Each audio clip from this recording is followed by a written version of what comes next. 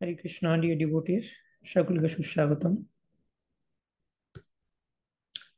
তো বাসুদেব ঘোষ বিরচিত যদি গৌর না হয় তো কীর্তন করব আমরা।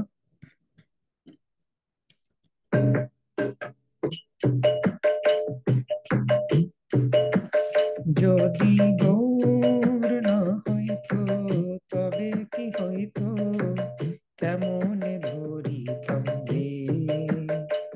যদি গৌর না হইতো তবে কি হইতো, কেমনে ধরিতাম রে। রাধার মহিমা প্রেম রস সীমা জগতে জানা তোকে। রাধার মহিমা প্রেম রস সীমা জগতে জানা তোকে। যদি গৌর না হইতো তবে কি হইতো, কেমনে ধরিতাম রে। যদি গৌর না হইতো তবে কি হইতো, কেমনে ধরিতাম রে। মধুর বৃন্দা বিপিন মাধুরী প্রবেশ চাতুরীশা। মধুর বৃন্দা বিপিন মাধুরী প্রবেশ চাতুরীশা। বরজ যুবতী ভাবের ভকতি সকতি হইত কাল। বরজ যুবতী ভাবের ভকতি সকতি হইত কাল। যদি গৌর না হইতো তবে কি হইতো, কেমনে ধরিতাম রে। যদি গৌর না হইতো তবে কি হইতো, কেমনে ধরিতাম রে। গাও গাও পুনা গৌরাঙ্গের গুণ সরল করিয়া মন। গাও গাও পুনা গৌরাঙ্গের গুণ সরল করিয়া মন। এ ভব সাগরে এমন দয়াল না দেখি যে একজন। এ ভব সাগরে এমন দয়াল না দেখি যে একজন। যদি গৌর না হইতো তবে কি হইতো, কেমনে ধরিতাম রে। যদি গৌর না হইতো তবে কি হইতো, কেমনে ধরিতাম রে। আমি গৌরাঙ্গ বলিয়া নাগেনু বলিয়া কেমনে ধরিনু রে। আমি গৌরাঙ্গ বলিয়া নাগেনু বলিয়া কেমনে ধরিনু রে। বাসুর হিয়া পাষাণ দিয়া কেমনে গড়িয়াছে। দিদি বাসুর হিয়া পাষাণ দিয়া কেমনে গড়িয়াছে। যদি গৌর না হইতো তবে কি হইতো, কেমনে ধরিতাম রে। যদি গৌর না হইতো তবে কি হইতো, কেমনে ধরিতাম রে। যদি গৌর না হইতো তবে কি হইতো, কেমনে ধরিতাম রে।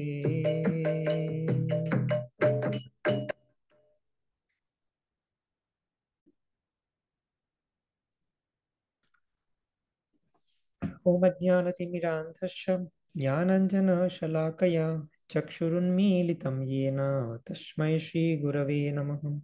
श्रीचैतन्यमनोभीष्टं स्थापितं येन भूतले स्वयं रूप कदा मह्यं ददाति स्वपदान्तिकं।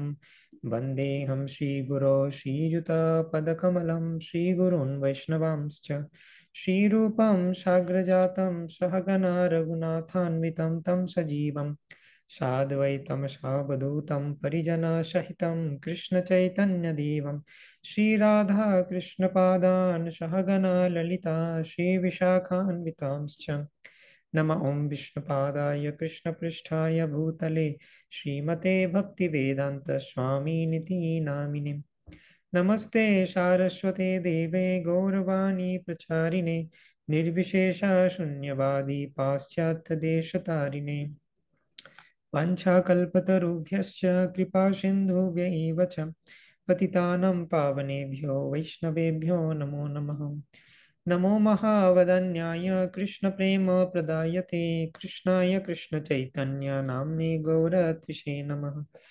पञ्चतत्त्वात्मकं कृष्णं भक्तरूपस्वरूपकं भक्तावतारं भक्ताख्यं नमामि भक्तशक्तिकम् हे कृष्ण करुणा सिन्धो दीनबन्धो जगत्पते गोपेश गोपिका कान्त राधा कान्त नमोऽस्तु ते तप्त कांचन गौरांगी राधे वृंदावनेश्वरी वृषभानुसुते देवी प्रणमामि हरिप्रिये नीलाचल निवासाय नित्याय परमात्मने बलभद्रा सुभद्राभ्यां जगन्नाथाय ते नमः जय श्री कृष्ण चैतन्य प्रभु नित्यानंद श्री अद्वैत गदाधर शिवासादि गौर भक्त वृंद हरे कृष्णा कृष्ण कृष्ण हरे हरे हरे राम राम राम हरे हरे।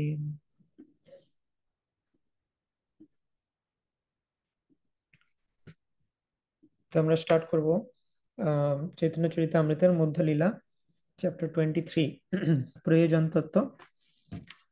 তো চৈতন্য মহাপ্রভু সনাতন গোস্বামীকে শিক্ষা প্রদান করছেন বারাণসীতে বৃন্দাবন থেকে ফেরার পথে, এবং তিনি বহু বিষয় নিয়ে আলোচনা করেছেন। সম্বন্ধ তত্ত্ব নিয়ে আলোচনা করেছেন, শ্রীকৃষ্ণের ঐশ্বর্য মাধুর্য নিয়ে আলোচনা করেছেন, অভিধেয় তত্ত্ব নিয়ে আলোচনা হয়েছে আগের চ্যাপ্টারে। এখন প্রয়োজন তত্ত্ব নিয়ে আলোচনা হচ্ছে।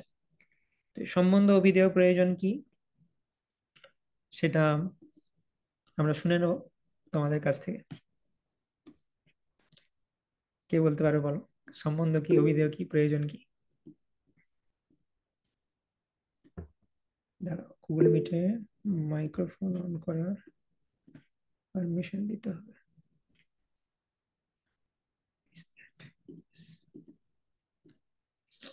ওকে, সো প্রথম কোয়েশ্চেন, হোয়াট ইজ সম্বন্ধ? সম্বন্ধ মানে কি? সম্বন্ধ তত্ত্ব কি জিনিস? সৌভিক প্রভু।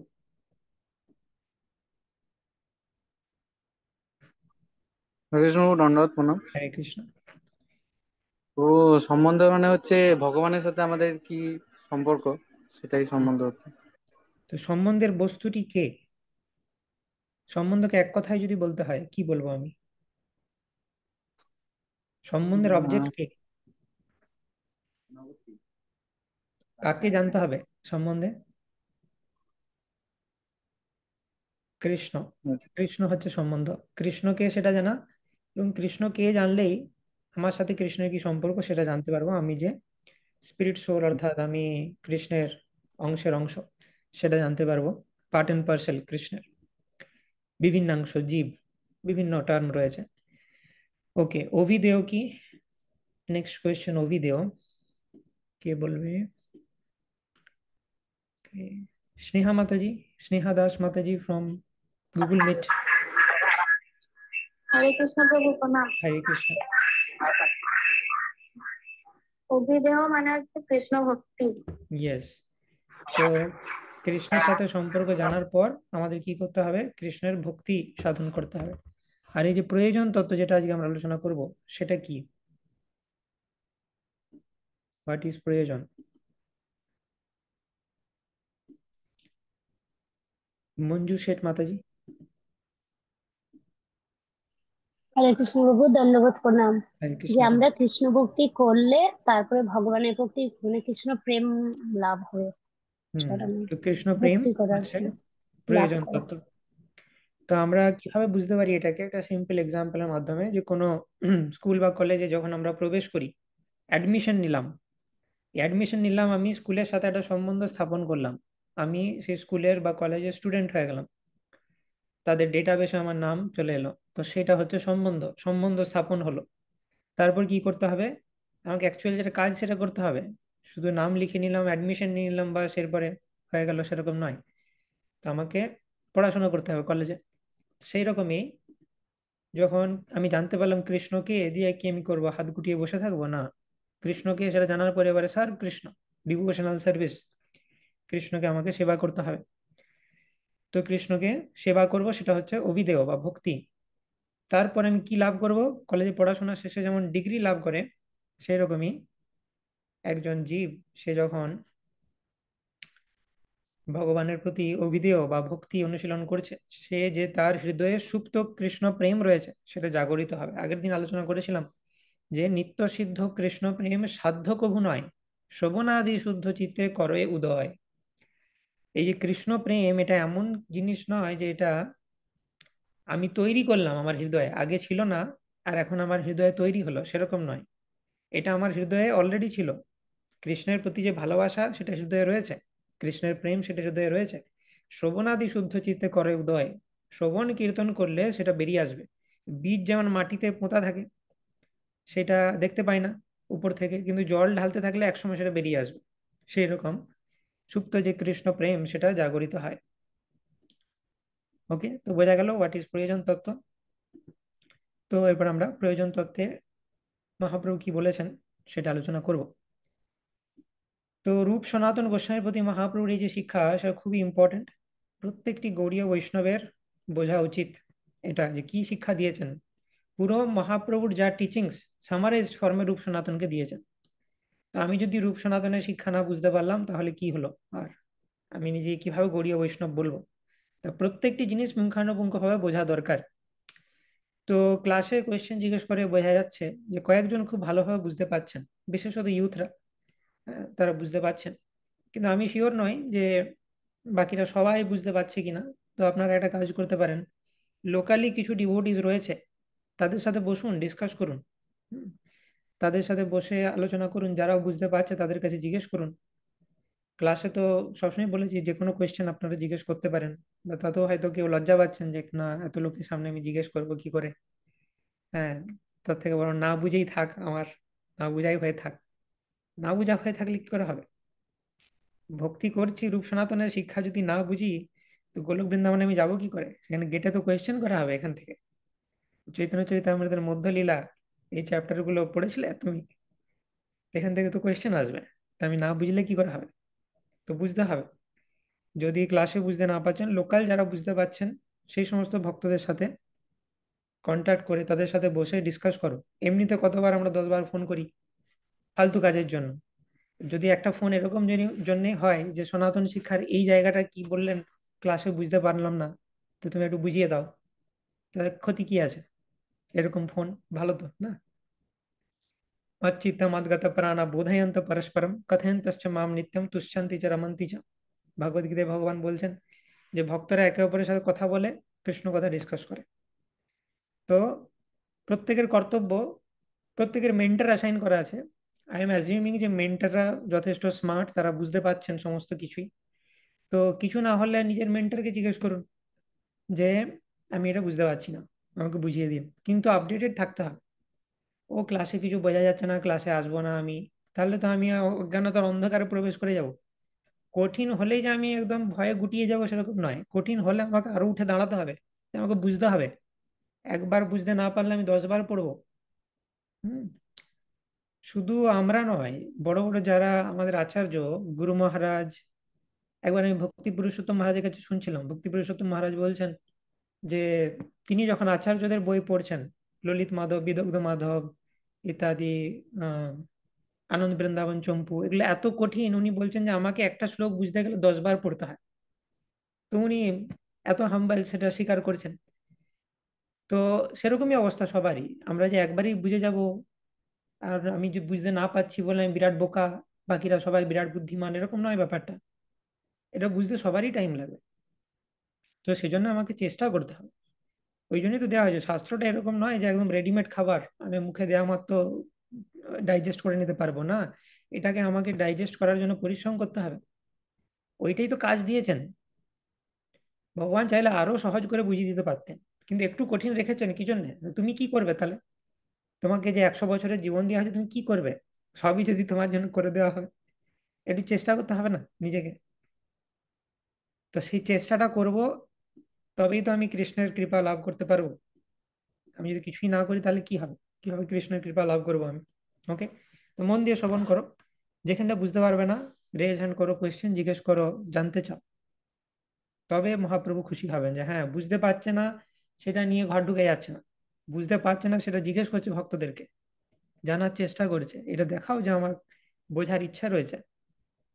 ক্লিয়ার? তো খুব সিম্পল জিনিস, আগের গুলো কিছু দরকার হবে না। এখন যেটা আমরা পড়ছি সেটা বোঝার জন্য, যদি দরকার হয় আমরা সেটা পুনরাবৃত্তি করে দেবো। সম্বন্ধ অভিধেয় প্রয়োজন কি সেটা আশা করি বোঝা গেছে। তিনটে তত্ত্ব, মেইন জিনিস। কৃষ্ণকে, সেটা জানা হচ্ছে সম্বন্ধ। কৃষ্ণকে জানার পর তার ভক্তি করব, সেটা অভিধেয়। আর ভক্তি করার পর আমরা যেটা লাভ করব, প্রেম, সেটা হচ্ছে প্রয়োজন। তো প্রথম শ্লোকে কৃষ্ণদাস কবিরাজ গোস্বামী বলছেন, চিরাদত্তম নিজগুপ্ত বিত্তম সপ্রেম নামামৃতমাত্युदार আপামরম যো বিততার গৌর কৃষ্ণ জনেভ্যস্তমহম প্রপদ্যে। তার প্রেম নাম অমৃত রূপ গুপ্তবিত্ত, যা এর আগে কাউকে দেওয়া হয়নি, তাই অতি উদার স্বভাব, যে গৌর সুন্দর সবচাইতে নিম্ন স্তরের মানুষদের পর্যন্ত বিতরণ করেছিলেন, তাকে আমি সশ্রদ্ধ প্রণতি নিবেদন করি। চিরাদ অদত্তম নিজ গুপ্ত বিত্তম, মানে চিরকাল ধরে অদত্ত, দত্ত মানে হচ্ছে দেওয়া। হুম, তো চিরাদ অদত্তম মানে চিরকাল ধরে না দেওয়া হয়েছিল যে জিনিসটা। নিজ গুপ্ত বিত্তম, নিজের মানে কৃষ্ণ এতকাল ধরে এসেছে, কিন্তু একটা জিনিস কোনোবারই দেয়নি। সত্যযুগে অবতার নিয়েছে, ত্রেতা যুগে অবতার নিয়েছে, দ্বাপরে অবতার নিয়েছে, প্রত্যেক মন্বন্তরে অবতার নেই, আমরা আলোচনা করেছি। নিজেও এসেছেন যখন, তখনও সেটা দেননি। তো কত অবতার হয়েছে আজ পর্যন্ত? চিরকাল ধরে কৃষ্ণের অবতার হয়েই যাচ্ছে, কিন্তু কোনো অবতারেই তিনি তার গুপ্ত ধন যেটা, সেটা প্রদান করেননি। কি সেই গুপ্ত ধন? কৃষ্ণ প্রেম। তাকে বলেছে ব্রহ্মা যে চলে আসুন এখানে, খুব সমস্যায় আছি, সমস্যা থেকে মুক্ত করে দিয়ে চলে গেছেন জগৎবাসীকে, পৃথিবীর ভার হরণ করে ওষুধদেরকে মেরে চলে গেছেন, কিন্তু কোনোবারই তার কৃষ্ণ প্রেম দান করেননি, একমাত্র এই গৌর অবতারে। সেই জন্য গৌর অবতার হচ্ছে মহাবদান্য অবতার, মহান উদার অবতার। যে নিজের, কেউ কি এরকম করবে যে আমার ঘরের একদম সিন্ধুকে, যে সমস্ত টাকা পয়সা সঞ্চিত আছে সব লোককে বিলিয়ে দিবে? এত উদার কেউ আছে এই জগতে? কিন্তু ভগবান কৃষ্ণ যখন গৌর অবতারে আসছেন, তার নিজের যে গুপ্ত বিত্ত সেটা সবাইকে, আপামর জনতাকে বিতরণ করে দিচ্ছেন, অর্থাৎ পামর, অত্যন্ত পতিত যারা, তাদেরকেও তিনি প্রদান করে দিচ্ছেন। সেটা হচ্ছে গৌর অবতারের আহ মানে, সেই জন্য গৌর অবতার ইজ ফেমাস। ওকে,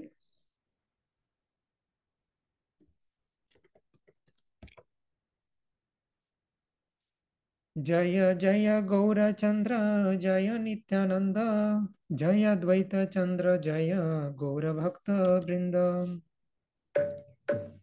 এবে শূন্য ভক্তি ফল প্রেম প্রয়োজন, যাহার শ্রবণে হয় ভক্তি রস জ্ঞান। কৃষ্ণের অতি গাঢ় হইলে প্রেম অভিধান, কৃষ্ণ ভক্তি রসের এই স্থায়ী ভাবনা। তো রূপ গোস্বামীকে যখন মহাপ্রভু শিক্ষা দিচ্ছিলেন, সেই সময়তে স্থায়ী ভাব নিয়ে, বিভাব, অনুভাব, ব্যভিচারী, সাত্বিক, এগুলো নিয়ে বর্ণনা করা হয়েছিল। তো এগুলো ডিফিকাল্ট জিনিস, সেই জন্য আমি বলেছিলাম নোটস লিখতে। যারা সেই কথা শুনে নোটস লিখেছিলে তারা বুঝতে পারবে, নাহলে বাকিদের আবার সমস্যা হবে। তো এখন বলা হচ্ছে যে এই যে কৃষ্ণ প্রেম যেটা আমাদের প্রয়োজন, সেটা আমরা আলোচনা করব। সেই প্রেমটা কি? এবে শোনো, ভক্তি ফল প্রেম প্রয়োজন। ভক্তির ফল হচ্ছে প্রেম। তুমি যদি ভক্তি করো, তার ফল স্বরূপ তুমি প্রেম লাভ করবে। যাহার শ্রবণে হয় ভক্তি রস জ্ঞান। এই প্রেমটা কি? কৃষ্ণের রতি গাঢ় হইলে প্রেম অভিধান, কৃষ্ণ ভক্তি রসের এই স্থায়ী ভাবনা। তো রতি যখন গাঢ় হয় তখন সেটা প্রেমে পরিণত হয়। এই রতি জিনিসটা কি? রতি মানে হচ্ছে ভাব। ভাব কি জিনিস? ভাব হচ্ছে ভক্তির যে 9টি স্তর, তার মধ্যে একটা হচ্ছে ভাব। তো রূপ শিক্ষার সময় এগুলো আমরা আলোচনা করেছিলাম।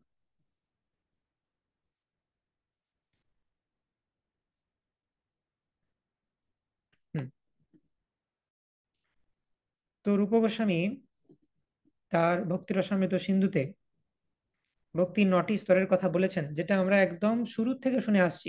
যখন কেউ প্রথম ডিভোটি হয়, এসএসআর সেমিনারও আছে এই 9টি স্তর ভক্তির। ঠিক আছে? তো রূপ গোস্বামী ভক্তি রসামৃত সিন্ধুতে কি বলছেন?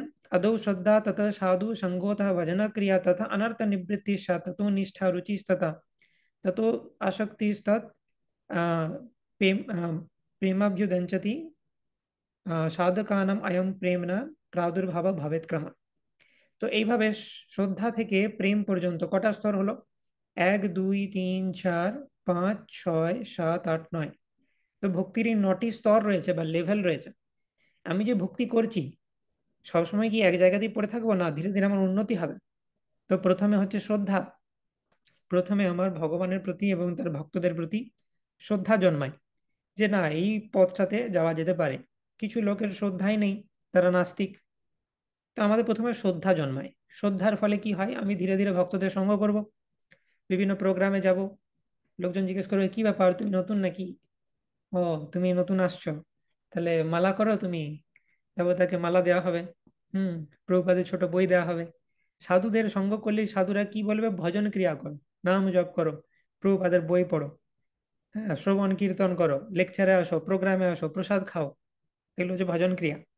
ভজন ক্রিয়ার ফলে কি হবে? আমার হৃদয়ে যে কাম ক্রোধ লোভ মদমোহ মাৎসর্য, এই সমস্ত অনর্থের নিবৃত্তি হবে। অনর্থ নিবৃত্তির ফলে নিষ্ঠা আসবে। এই যে এখন মাঝে মধ্যে আমি শ্রবণ করছি, মাঝে মধ্যে শ্রবণ করছি না, মাঝে মধ্যে আমি মর্নিং প্রোগ্রাম করছি, মাঝে মধ্যে করছি না। কোনোদিন আমার মন ভালো নাই, তো ভালো চ্যান্টিং হচ্ছে না, কোনোদিন মন ভালো আছে তো ভালো চ্যান্টিং হচ্ছে। এইরকম ব্যাপার, যে কোনো ঠিক নাই। যেদিন যা খুশি হতে পারে ভক্তি আমার। সেইটা বন্ধ হয়ে যাবে অনর্থ নিবৃত্তির পরে। নিষ্ঠা মানে আমার সাথে যাই করে নিক এই জড় জগৎ, আমার ভক্তি কিন্তু এক লেভেলে থাকবে। সব সময় গুড স্ট্যান্ডার্ড ভক্তি আমি পালন করব, সেটা হচ্ছে নিষ্ঠা। রুচি মানে এতদিন আমি কেন কেন আমার গোলমাল হচ্ছিল? কারণ আমার কোনো টেস্টই নাই ভক্তির প্রতি। গুরুদেব বলেছে, শাস্ত্রে বলেছে, না হলে লেখা আছে নরকে যাবে, এত সব বুঝে গেছি, এখন না করলে মুশকিল। যতদিন জানতাম না ততদিন ঠিক ছিল। এত বেশি বুঝে গেছি, এবারে ভক্তি না করেও থাকতে পারছি না। অথচ ভক্তির প্রতি আমার কোনো রুচি নাই। তো সেই জন্য মাঝে মধ্যে করছি, মাঝে মধ্যে করছি না। যা হোক, একটা সিচুয়েশন আছে। তো রুচি স্তরে কেউ যখন পৌঁছায়, তার তখন একটু একটু ভালো লাগতে শুরু করে যায়। নাম জপে ভালো লাগছে মনে হচ্ছে। হ্যাঁ। আগে মনে হতো মোবাইল স্ক্রল করতে আমার ভালো লাগে, ইউটিউবে শর্টস দেখছি, ইনস্টাগ্রামে শর্ট দেখতে আমার ভালো লাগে, কিন্তু নাম জপ করতে ভালো লাগে না।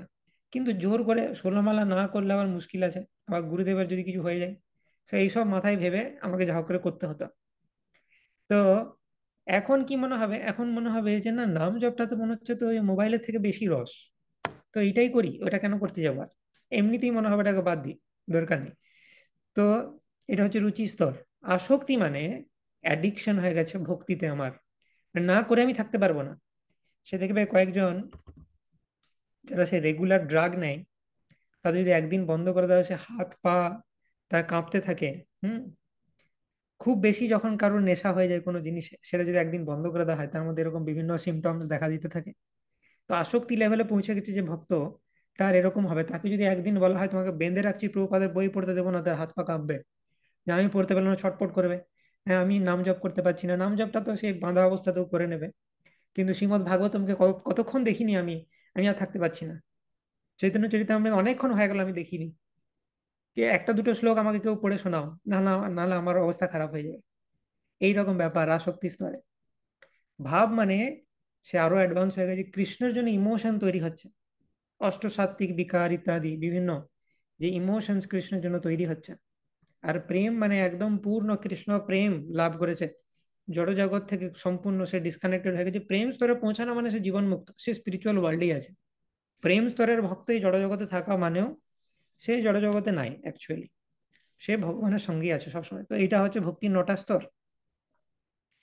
তো এই যে ভাব, এই ভাব স্তরটারই আরেক নাম হচ্ছে রতি। ঠিক আছে, ভাব বা রতি সেম জিনিস। তো এই রতির পরের স্তর প্রেম, সেটা এখানে বলা হচ্ছে যে রতি গাঢ় হইলে তখন তার প্রেম নাম হয়। বোঝা গেল, তার 9টি স্তর এবং রতির পরে আসে প্রেম। এবার কৃষ্ণ ভক্তি রসের এই স্থায়ী ভাব নাম। স্থায়ী ভাব জিনিসটা কি সেটা আমরা একবার রিক্যাপ করে নিই। আচ্ছা তোমরাই বলো দেখি, আমি তো বলবো, তোমরা স্লাইডটা দেখে দেখে এক্সপ্লেন করো দেখি, বলতে পারো কিনা এই 5টা জিনিস কি। সামনে লেখা আছে সবকিছু, তোমাদের খাতাতেও নোটস আছে। তো 5 ধরনের ভাব বা রস হয়, আমরা আলোচনা করেছিলাম। স্থায়ী ভাব, বিভাব, অনুভাব, সাত্বিক, ব্যভিচার। তো এগুলো একে একে আমাকে এক্সপ্লেন করতে হবে তোমাদেরকে। ঠিক আছে, তো 2 মিনিট একটু ভেবে নাও, নোটস দেখো, দিয়ে একটু চিন্তা করো। হুম, কারণ দুম করে বলতে বললে হয়তো বলতে পারবে না। একটু ভেবে নাও বা নিজের নোটস দেখো, দিয়ে মনে করার চেষ্টা করো, তারপর আমি জিজ্ঞেস করবো। যাদের ভাবা হয়ে গেছে তারা রেজ হ্যান্ড করতে পারো।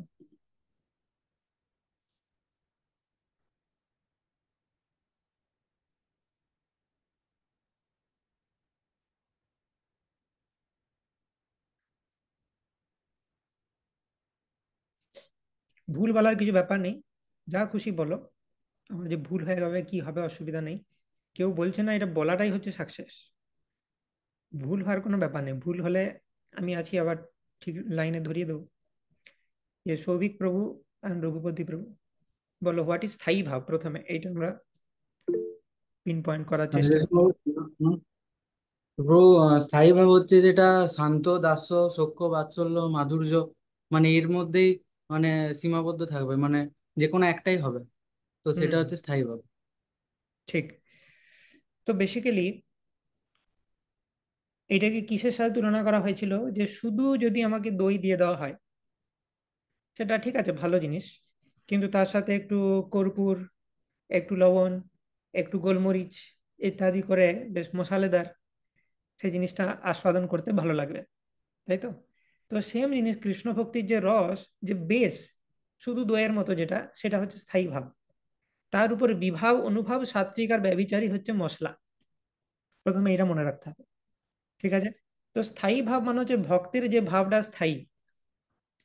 মানে কেউ শান্তরসের ভক্ত হলে তার শান্তরতি, দাস্য হলে দাস্যরতি, সাক্ষ্য হলে সাক্ষ্যরতি, বাৎসল্য হলে বাৎসল্যরতি, মাধুর্য হলে মাধুর্যরতি। এটা হচ্ছে স্থায়ী। এর উপর বিভিন্ন মশলা হচ্ছে বিভাব, অনুভাব, সাত্বিক, ব্যভিচারী। তো বিভাগ নামক যে মশলা, সেটি কি? বিভাব জিনিসটা কি? শিবাশিস প্রভু। শ্রীকৃষ্ণ দণ্ডবোধ প্রণাম। হুম। তো বিভাবটা হচ্ছে বেসিক্যালি স্টিমুলাস টাইপের, যেমন ভগবান শ্রীকৃষ্ণ যেটার মাধ্যমে গোপীদিকে আকর্ষণ করতেন, যেমন ফ্লুট আদি হুম। এই সমস্ত জিনিস। আর স্থায়ীটা যদি বেস হয় তাহলে এটা হচ্ছে কজ। হুম, ঠিক। কারণ ভেরি গুড। সো খুব ভালো। বিভাব মানে হচ্ছে স্টিমুলেশন। মানে আমি স্থায়ী ভাবে আছি, কিন্তু কোনো একটা জিনিস দেখে আমি আরো উত্তেজিত হয়ে গেলাম, আর এক্সাইটেড হয়ে গেলাম। কিরকম? যে ধরো আমি, কেউ যে মাধুর্য রসের ডিভোটি, হ্যাঁ, সে নিজের কাজ করছে, কৃষ্ণ এখন তার সামনে নেই, সে নিজের বাড়ির কাজ করছে এবং কৃষ্ণের নাম কীর্তন করতে করতে করছে। হঠাৎ করে সে যদি শুনতে পায় কৃষ্ণের বাঁশির আওয়াজ, তাহলে কি হবে, তার মনটা একটু এক্সাইটেড হয়ে যাবে যে হ্যাঁ, কৃষ্ণ পাশাপাশি কোথাও আছে নাকি। তো এইটা হচ্ছে বিভাব, মানে উদ্দীপন। কৃষ্ণের বাঁশি শ্রবণ করে, বা কৃষ্ণকে সচক্ষে সামনে দেখে, বা কৃষ্ণকে ওই রসে সেবা করছে এরকম কোন ভক্তকে দেখে তার উত্তেজনার সৃষ্টি হয়, সেটা হচ্ছে বিভাব। ওকে, ঠিক আছে। অনুভাব কি?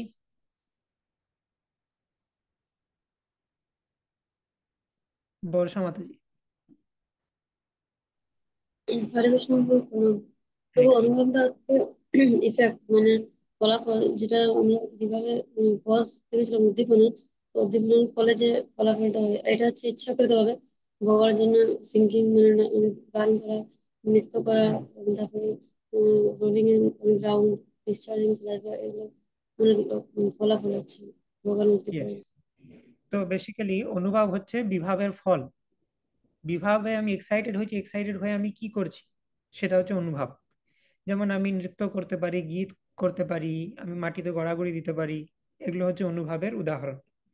আর সাত্বিক মানে হচ্ছে, হ্যাঁ সাত্বিক ভাব কি, নেহা মাতাজি বলো। হরে কৃষ্ণ প্রভু প্রণাম।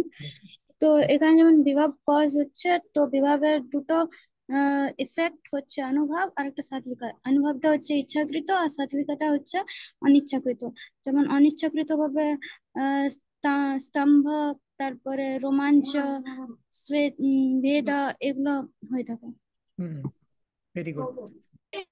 তো বিভাব হচ্ছে কজ, যে আমি কৃষ্ণের বাঁশি শুনে বা কৃষ্ণকে দেখে বা ওই রসের সেবা করছে এরকম কোনো ভক্তকে দেখে আমি এক্সাইটেড হলাম।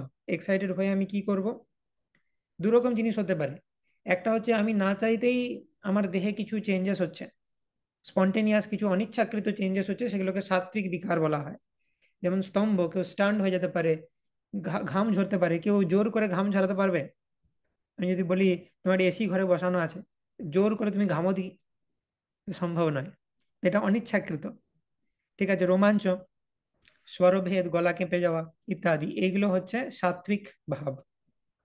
আর অনুভব মানে আমি যেটা আনন্দে বা উদ্দীপিত হয়ে আমি ইচ্ছাকৃত হয়ে যেটা করছি। এই যে আমি গান করছি, এমন তো নয় যে কৃষ্ণকে দেখে অটোমেটিক্যালি আমি না চাইতেও আমার গলা দিয়ে গান বেরিয়ে গেল, সেরকম নয়। আমাকে ভাবতে হবে যে কিভাবে কোন গানটা গাইবো, কোন গানটা আমি চুজ করব, কি কি কথা দেব তার মধ্যে, এটা ভেবে আমাকে আমাকে কনসিয়াসলি করতে হচ্ছে। তো বিভাব হচ্ছে কারণ আমি উদ্দীপিত হওয়ার পর দুটো এফেক্ট হতে পারে, অনুভাব এবং সাত্বিক ভাব। আর ব্যভিচারী মানে কি?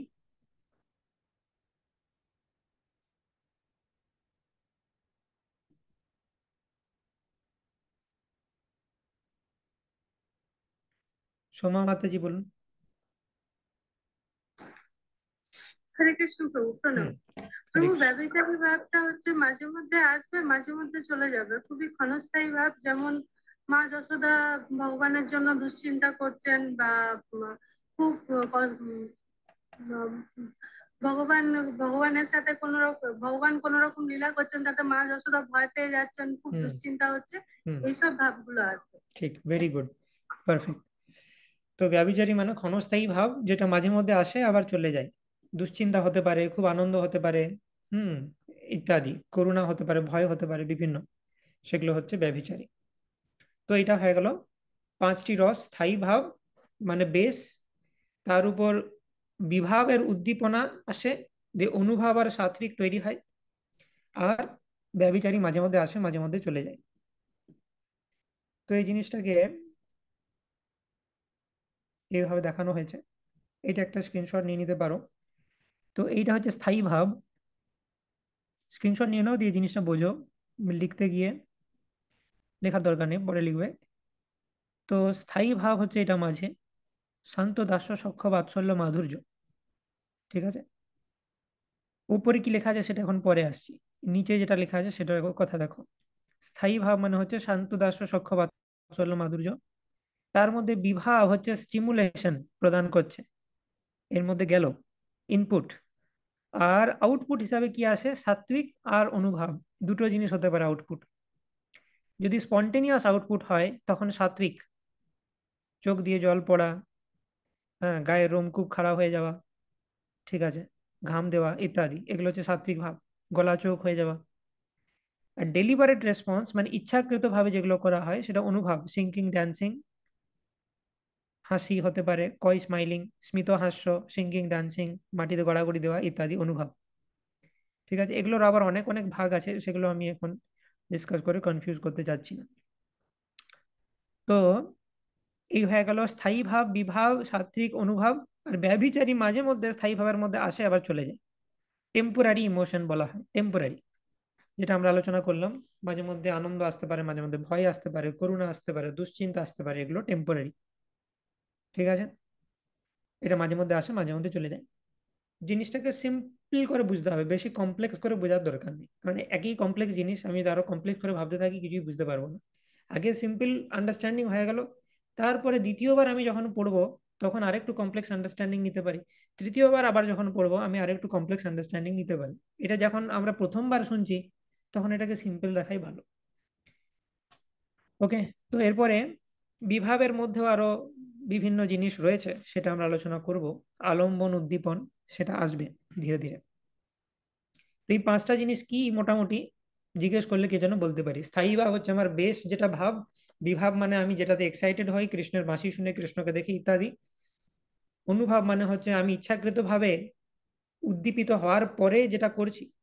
সাত্ত্বিক মানে উদ্দীপিত হওয়ার পর অনিচ্ছাকৃত ভাবে আমার যেটা হয়ে যায়। আর ব্যভিচারী মানে মাঝে মধ্যে কিছু ইমোশনস আছে, মাঝে মধ্যে চলে যায়, বাস এইটুকু আমাদের মনে রাখতে হবে।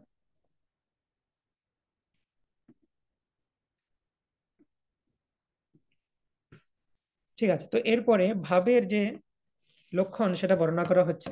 আমরা কি জানতে চাইছি? আমরা প্রেম বিষয়ে জানতে চাইছি। প্রেম জানার আগে আগে ভাব জানতে হবে। আমরা আলোচনা করেছি শ্রদ্ধা, সাধুসঙ্গ, ভজন ক্রিয়া, অনর্থ নিবৃত্তি, নিষ্ঠা, রুচি, আসক্তি, ভাব, প্রেম। তাহলে প্রেম জানতে চাইছি, প্রয়োজন তত্ত্ব নিয়ে আলোচনা করেছি, ভাব জানতে হবে আগে। ভাবের লক্ষণ কি সেটা বর্ণনা করা হচ্ছে। শুদ্ধ সত্য বিশেষ আত্মা, প্রেম সূর্যাংশু সাম্যভাগ, রুচি বিশ্চিত্তমশিন্য কৃদশোভাব উচ্চতে। তো ভাবের স্বরূপ লক্ষণ আর তটস্থা লক্ষণ বর্ণনা করা হচ্ছে। তো কি বলা হচ্ছে? ভাবের স্বরূপ লক্ষণ আর তটস্থা লক্ষণ। আচ্ছা, লেট মি সি যেটা মনে আছে কিনা। স্বরূপ লক্ষণ মানে কি, তটস্থা লক্ষণ মানে কি? খুব ইম্পর্টেন্ট জিনিস, বহুবার আসবে, তাই এটা ইম্পর্টেন্ট যে তোমরা জানো স্বরূপ লক্ষণ কি আর তটস্থ লক্ষণ কি। বলেছিলাম আমি, দেখো নোটস দেখো, দিয়ে বলো স্বরূপ লক্ষণ মানে কি।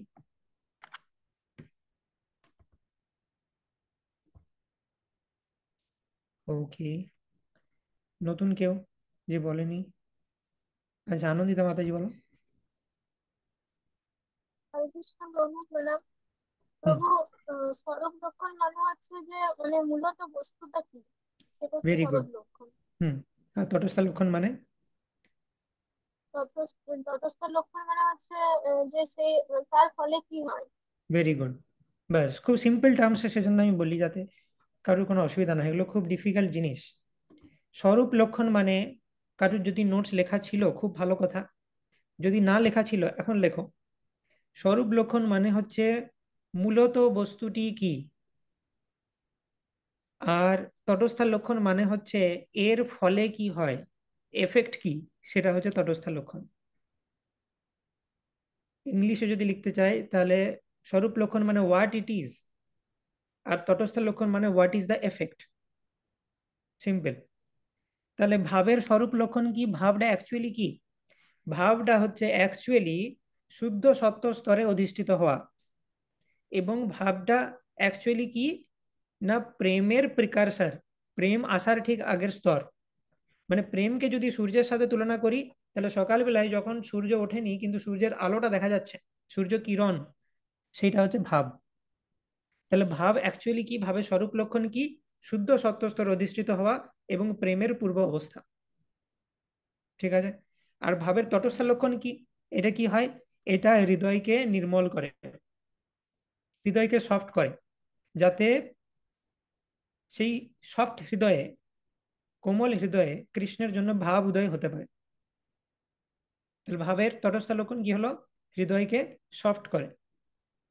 আর ভাব অ্যাকচুয়ালি জিনিসটা কি, স্বরূপ লক্ষণ কি না, শুদ্ধ সত্ত্বে অধিষ্ঠিত হওয়া আর প্রেমের পূর্ব অবস্থা। ঠিক আছে, নোট করে নাও এটা।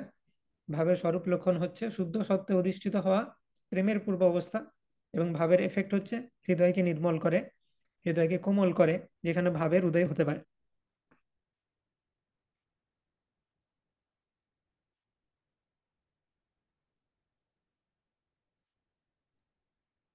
ওকে,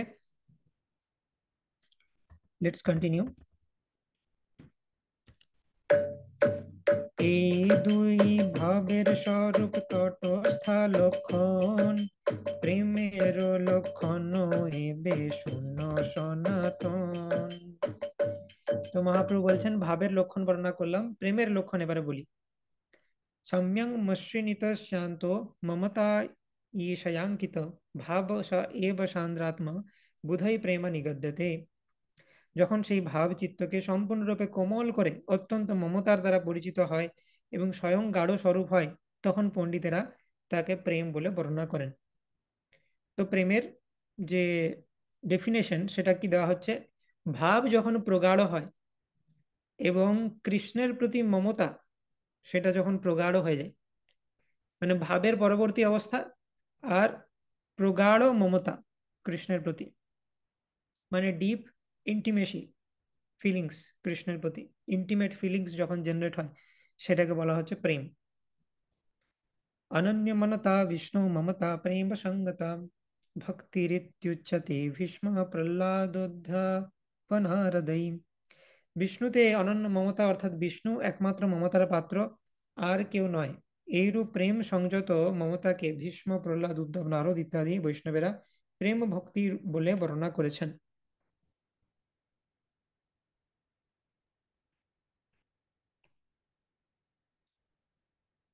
তো এই যে মমতার কথা আমরা আলোচনা করছি, এই মমতা কিরকম ধরনের মমতা? না সবার প্রতি মমতা নয়, স্পেসিফিক অনলি কৃষ্ণ বা বিষ্ণুর প্রতি। মানে প্রেম লেভেলের যে ভক্ত তার কৃষ্ণের প্রতি মমতা আছে, তার মানে এটা নয় তার সবার প্রতি সবকিছুর প্রতি সে আকর্ষিত হয়ে যাচ্ছে, এরকম নয়। সে স্পেসিফিক্যালি কৃষ্ণের প্রতি আকর্ষিত হচ্ছে, সেইটা হচ্ছে প্রেম। না হলে তো মুশকিল, যে জড় জগতে মায়ের প্রতি আকর্ষিত হয়ে যাচ্ছে, সে সবই মমতা, তার সবই ভালো লাগে তার, সেরকম নয় ব্যাপারটা, স্পেসিফিক্যালি কৃষ্ণের প্রতি আকর্ষণ। তো এটা একটা লিখে রাখো।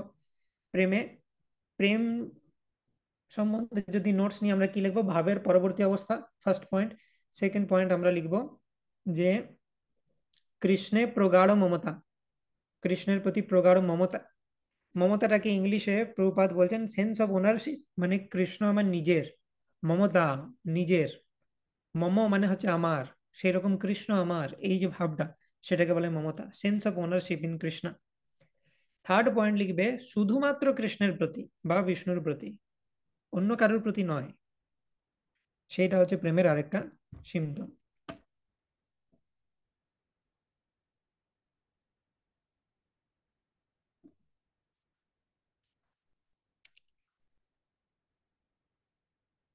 ওকে, লেটস কন্টিনিউ। কোন ভাগ্যে কোন জীবের শ্রদ্ধা যদি হয়, তবে সেই জীব সাধু সঙ্গ যে করয়। সাধু সঙ্গ হইতে হয় শ্রবণ কীর্তন, সাধন ভক্তি হয় সর্বানর্থ নিবর্তন। এটা তো প্রেম স্তর কি, ভাব স্তর কি, সেটা বর্ণনা করা হলো। এবার একদম ব্যাকে চলে আসি, প্রেম স্তর পর্যন্ত পৌঁছাবো কি করে? না কোনো ভাগ্যে কোনো জীবের যদি শ্রদ্ধা হয়, প্রেম পৌঁছাতে গেলেও প্রেম অনেক দূরে, আগে তুমি শ্রদ্ধা জন্মাও, তোমার ভগবানের প্রতি, বৈষ্ণবদের প্রতি, শাস্ত্রের প্রতি শ্রদ্ধা জন্মাতে হবে। মহাপ্রসাদে গোবিন্দে নাম ব্রাহ্মণী বৈষ্ণবে স্বল্প পুণ্যবতম রাজন বিশ্বাস নৈব জায়তে। এই শ্রদ্ধা মানে হচ্ছে বিশ্বাস। শ্রদ্ধা শব্দে বিশ্বাস কহে সুদৃঢ় নিশ্চয়, কৃষ্ণ ভক্তি কইলে সর্বকর্মকৃত হয়। তো তোমাকে আগে স্বীকৃতি থাকতে হবে। যাদের আনফরচুনেট আগে একটুও ভক্তি স্বীকৃতি নাই, তাদের মহাপ্রসাদের প্রতি, ভগবানের প্রতি, বৈষ্ণবদের প্রতি, শাস্ত্রের প্রতি, নামের প্রতি শ্রদ্ধাই আসবে না। তো ফার্স্ট স্টেপ হচ্ছে তোমার শ্রদ্ধা আছে কিনা। ওইটা যদি না থাকে কিছু করা যাবে না। প্রেম ট্রেম ভাব টাব সব ইনঅ্যাক্সেসিবল, এই লাইফ টাইমে তোমার জন্য হলো না এসব আর। আগে বলো যে তুমি আগের জন্মে কিছু স্বীকৃতি করেছো কি, তার প্রভাবে তোমার শ্রদ্ধা থাকতে হবে। বা আগের জন্মে স্বীকৃতি না করলেও একটা আশা আছে, যদি কৃষ্ণ বা শুদ্ধ ভক্তের কৃপা হয়ে যায় তোমার উপর, তাহলে তোমার স্টার্ট হতে পারে। যদিও তোমার অ্যাকাউন্টে কোনো ব্যালেন্স নাই, তবুও শুদ্ধ ভক্ত যদি তোমাকে একটু ধার দেয় শ্রদ্ধা, তাতে তোমার ভক্তি স্টার্ট হতে পারে। তো সেই শ্রদ্ধা আগে দরকার। এবারে শ্রদ্ধা হতে কি হবে? সাধু সঙ্গ। শ্রদ্ধা হলেই তুমি সাধুদের কাছে যাবে। সাধুরা কি বলবে? শ্রবণ কীর্তন করো। শ্রবণ কীর্তন করলে কি হবে? সাধু সঙ্গের পরে কি আসে? আনমিউট করে বলো, যে কেউ বলতে পারো। সাধু সঙ্গের পর কি হয়? ভজন ক্রিয়া। সাধু সঙ্গের পর ভজন ক্রিয়া, সেটা হচ্ছে শ্রবণ কীর্তন। ভজন ক্রিয়ার ফলে কি হয়? অনর্থ ভেরি গুড। সাধন ভক্তে হয় সর্বানর্থ নিবর্তন। এটা অন্যরকম লেখা আছে বলে বুঝতে পারছি না, কিন্তু এটাকে সন্ধি বিচ্ছেদ ভাঙলে কি হবে? সর্ব অনর্থ নিবর্তন। মানে অনর্থ নিবৃত্তির আরেক নাম। তো ভজন ক্রিয়ার ফলে অনর্থ নিবৃত্তি হলো, অনর্থ নিবৃত্তির ফলে নিষ্ঠা হয়, নিষ্ঠার ফলে রুচি হয়। নিষ্ঠা মানে কি আমার ভক্তি স্টেডি হয়ে যাবে, আপ ডাউন হবে না, কখনো ভালো কখনো খারাপ হবে না। নিষ্ঠার ফলে রুচি হয়, মানে ভক্তিতে আমি টেস্ট পেতে আরম্ভ করছি। রুচির ফলে আসক্তি হয়, মানে আমি আর কৃষ্ণ ভক্তি না করে থাকতে পারছি না। আসক্তি থেকে চিত্তে জন্মে কৃষ্ণ প্রীতি অঙ্কুর। কৃষ্ণ প্রীতির অঙ্কুর, অঙ্কুর মানে হচ্ছে ভাব, প্রেম মানে হচ্ছে পূর্ণ ফল। অঙ্কুর মানে হচ্ছে, মানে এরকম বলা হয় যে আসক্তিকে বলা হচ্ছে অঙ্কুর, মানে বাড। সেই অঙ্কুর যখন বিকশিত হয় তখন সেটা ফুলে পরিণত হয়, সেই ফুলটা হচ্ছে ভাব। আর ফুল যখন আরো ম্যাচিওর হয় তখন সেটা ফলে পরিণত হয়, ফল হচ্ছে প্রেম। ঠিক আছে, এই অ্যানালজিটা লিখে রাখতে পারো। আসক্তিকে বলা হচ্ছে অঙ্কুর, ভাব হচ্ছে ফুল, আর প্রেম হচ্ছে ফল। এটা বিশ্বনাথ চক্রবর্তী ঠাকুর তার মাধুর্য কাদম্বিনীতে বর্ণনা করেছেন। আসক্তি হচ্ছে অঙ্কুর, ভাব হচ্ছে ফুল, আর প্রেম হচ্ছে ফল।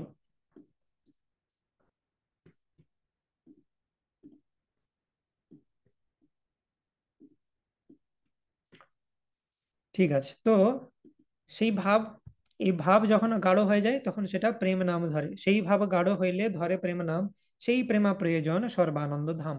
এবং সেই প্রেমটি হচ্ছে প্রয়োজন, যেটা আমরা জানতে চাইছি, প্রয়োজন তত্ত্ব। তো সেটা বর্ণনা করা হয়েছে ভক্তিরসামৃত সিন্ধুর যে অ্যাকচুয়াল শ্লোকা, যেখানে এটা বর্ণনা করা হচ্ছে। আদৌ শ্রদ্ধা তত সাধু সঙ্গোথা ভজন ক্রিয়া তথোনর্থ নিবৃত্তিশ্চ ততো নিষ্ঠা রুচিস্ততা अथा शक्तिस्ततो भावस्तत प्रेमाभ्युदञ्चति साधकानाम् अयं प्रेम्णा प्रादुर्भावे भवेत् क्रम।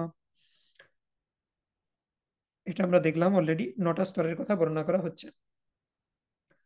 তো এই সমস্ত স্তরের মধ্যে দিয়ে যেতে যেতে আমি যে ভক্তিতে প্রোগ্রেস করব, সব স্তরেই সাধু সঙ্গের প্রয়োজন রয়েছে। তো সাধু সঙ্গের ইম্পর্টেন্সকে হাইলাইট করার জন্য শ্রীমদ্ ভাগবত থেকে সাধু সঙ্গের ইম্পর্টেন্স হাইলাইট করা হচ্ছে। शतं प्रसंगान् मम वीर्य संविदो भवन्ति हृत्कर्णरसायन कथा तज्जोषनादा स्वपवर्गवर्त्मनि श्रद्धारतिर्भक्तिरनुक्रमिष्यति। তো লর্ড কপিলা তার মাতা দেবহূতিকে বলছেন যে শতাম প্রসঙ্গান মম বীর্য সংবিদ ভবন্তি হৃৎকর্ণ রসায়ন কথা। ভক্ত সঙ্গে যদি ভগবানের কথা আলোচনা করা হয় তখন সেই ভগবানের কথার পোটেন্সি আরো বেড়ে যায়, প্রত্যেকের বেশি বেশি লাভ হয়। তো সেই জন্য ইট ইজ ইম্পর্টেন্ট যে আমরা সবাই মিলে সম্মিলিত হই, হরিকথা শ্রবণ করি। সেই জন্য আমি বারবার বলছি, যতদিন হরিকথা সেন্টার্ড কালচার আছে আমরা ঠিক থাকবো। আর যখন আমরা সেপারেটেড হয়ে যাব, আমরা নিজে নিজে নিজের ঘরে ভক্তি করছি, দেন উই আর গন। এই যে আমরা একত্রিত ভাবে আসি, সবাই দেখছে যে ও এসেছে হরিকথাতে, এ এসেছে, ও কত সুন্দর উত্তর দিচ্ছে, আমি কেন বলতে পারছি না, এগুলো একে অপরকে ইন্সপায়ার করে। তো সেই জন্য ইট ইজ ইম্পর্টেন্ট যে we come to the classes এবং ভগবানের হরিকথাতে আমরা অংশগ্রহণ করি। হরিকথা যদি সবার সম্মুখে হয়, সর্বসম্মুখে যখন হচ্ছে, সবার লাভ হচ্ছে। হরিকথা পার্সোনালি করলেও লাভ হয়, কিন্তু সবার মধ্যে করলে তার লাভ আরো অধিক। যাহার হৃদয়ে এই ভাবাঙ্কুর হয় তাহাতে এতে চিহ্ন সর্বশাস্ত্রে কয়। কারোর হৃদয়ে যদি সত্য সত্যি এই অপ্রাকৃত ভাবের উদ্গম হয় তাহলে বিভিন্ন লক্ষণ প্রকাশিত হয়। তো ভাবের এফেক্ট, ভাব যার হৃদয়ে চলে এসেছে তার কি কি হয় এফেক্ট, সেটা বর্ণনা করা হচ্ছে। সবাই দেখবে যেন মিউট থাকে, আনমিউট যেন না হয়ে যায়। ওকে,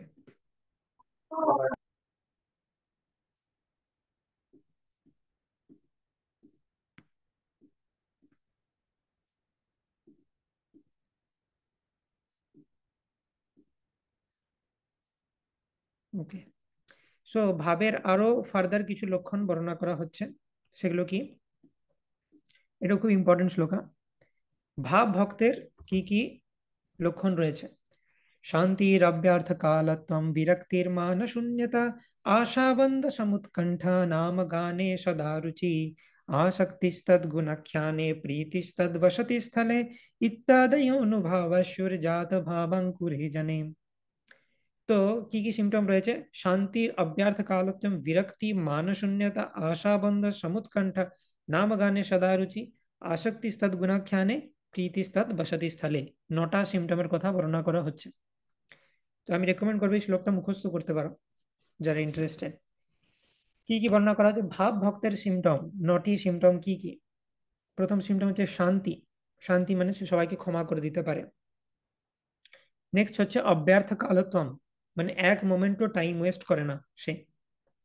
বিরক্তি মানে জড় জগৎ থেকে সে তার বিরক্তি চলে এসেছে বা বৈরাগ্য চলে এসেছে।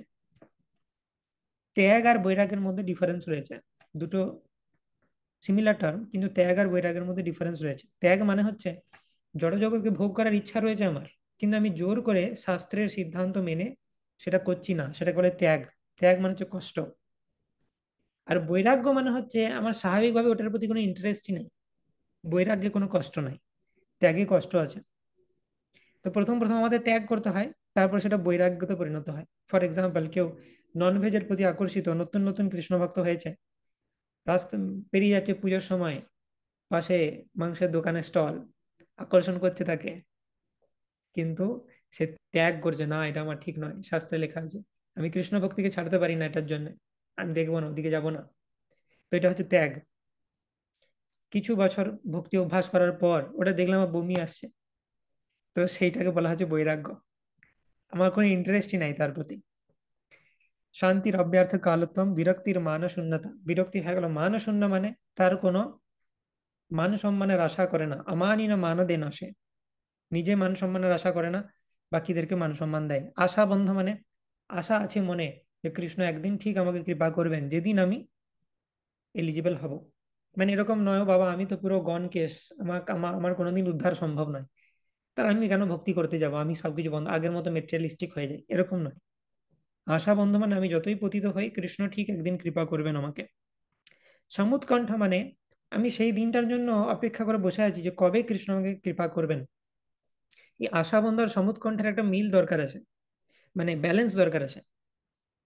আমরা আগের দিন আলোচনা করেছিলাম, আমি যদি বেশি উৎকণ্ঠিত হয়ে যায় যে কৃষ্ণ কই এখনো পাচ্ছি না, কেন নামে রুচি কেন এখনো আসছে না, ধুর আরো 3 দিন হয়ে গেল, 4 দিন হয়ে গেল, পাচ্ছি না, এরকম অস্থির হয়ে গেলে চলবে না।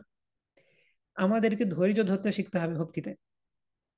ধৈর্য ধরা মানে হচ্ছে আশা বন্ধু, ঠিক একদিন কৃষ্ণ আমাকে কৃপা করবেন। আবার এইরকম যদি বেশি ধৈর্যের দিকে চলে যায়, যে একদম ধৈর্যই ধরে আছি, ধৈর্য কত ধরবো না, 200 লাইফ টাইম পরে দিলেও কোনো অসুবিধা নেই, কৃষ্ণ টেক ইউর টাইম, কোনো কোনো তাড়াহুড়া নাই, আমি আমার মতো চালিয়ে যাচ্ছি, আমি ধীরে ধীরে ভক্তিতে এগাবো, যখন তোমার দিতে মন যাবে দিবে, কোনো তাড়া নাই। কৃষ্ণ প্রেম দিলেও চলবে, না দিলেও চলবে, এরকম ব্যাপার। তো সেটাও মুশকিল আছে, একটা উৎকণ্ঠা থাকতে হবে যে কবে হবে বলো সেদিন আমার।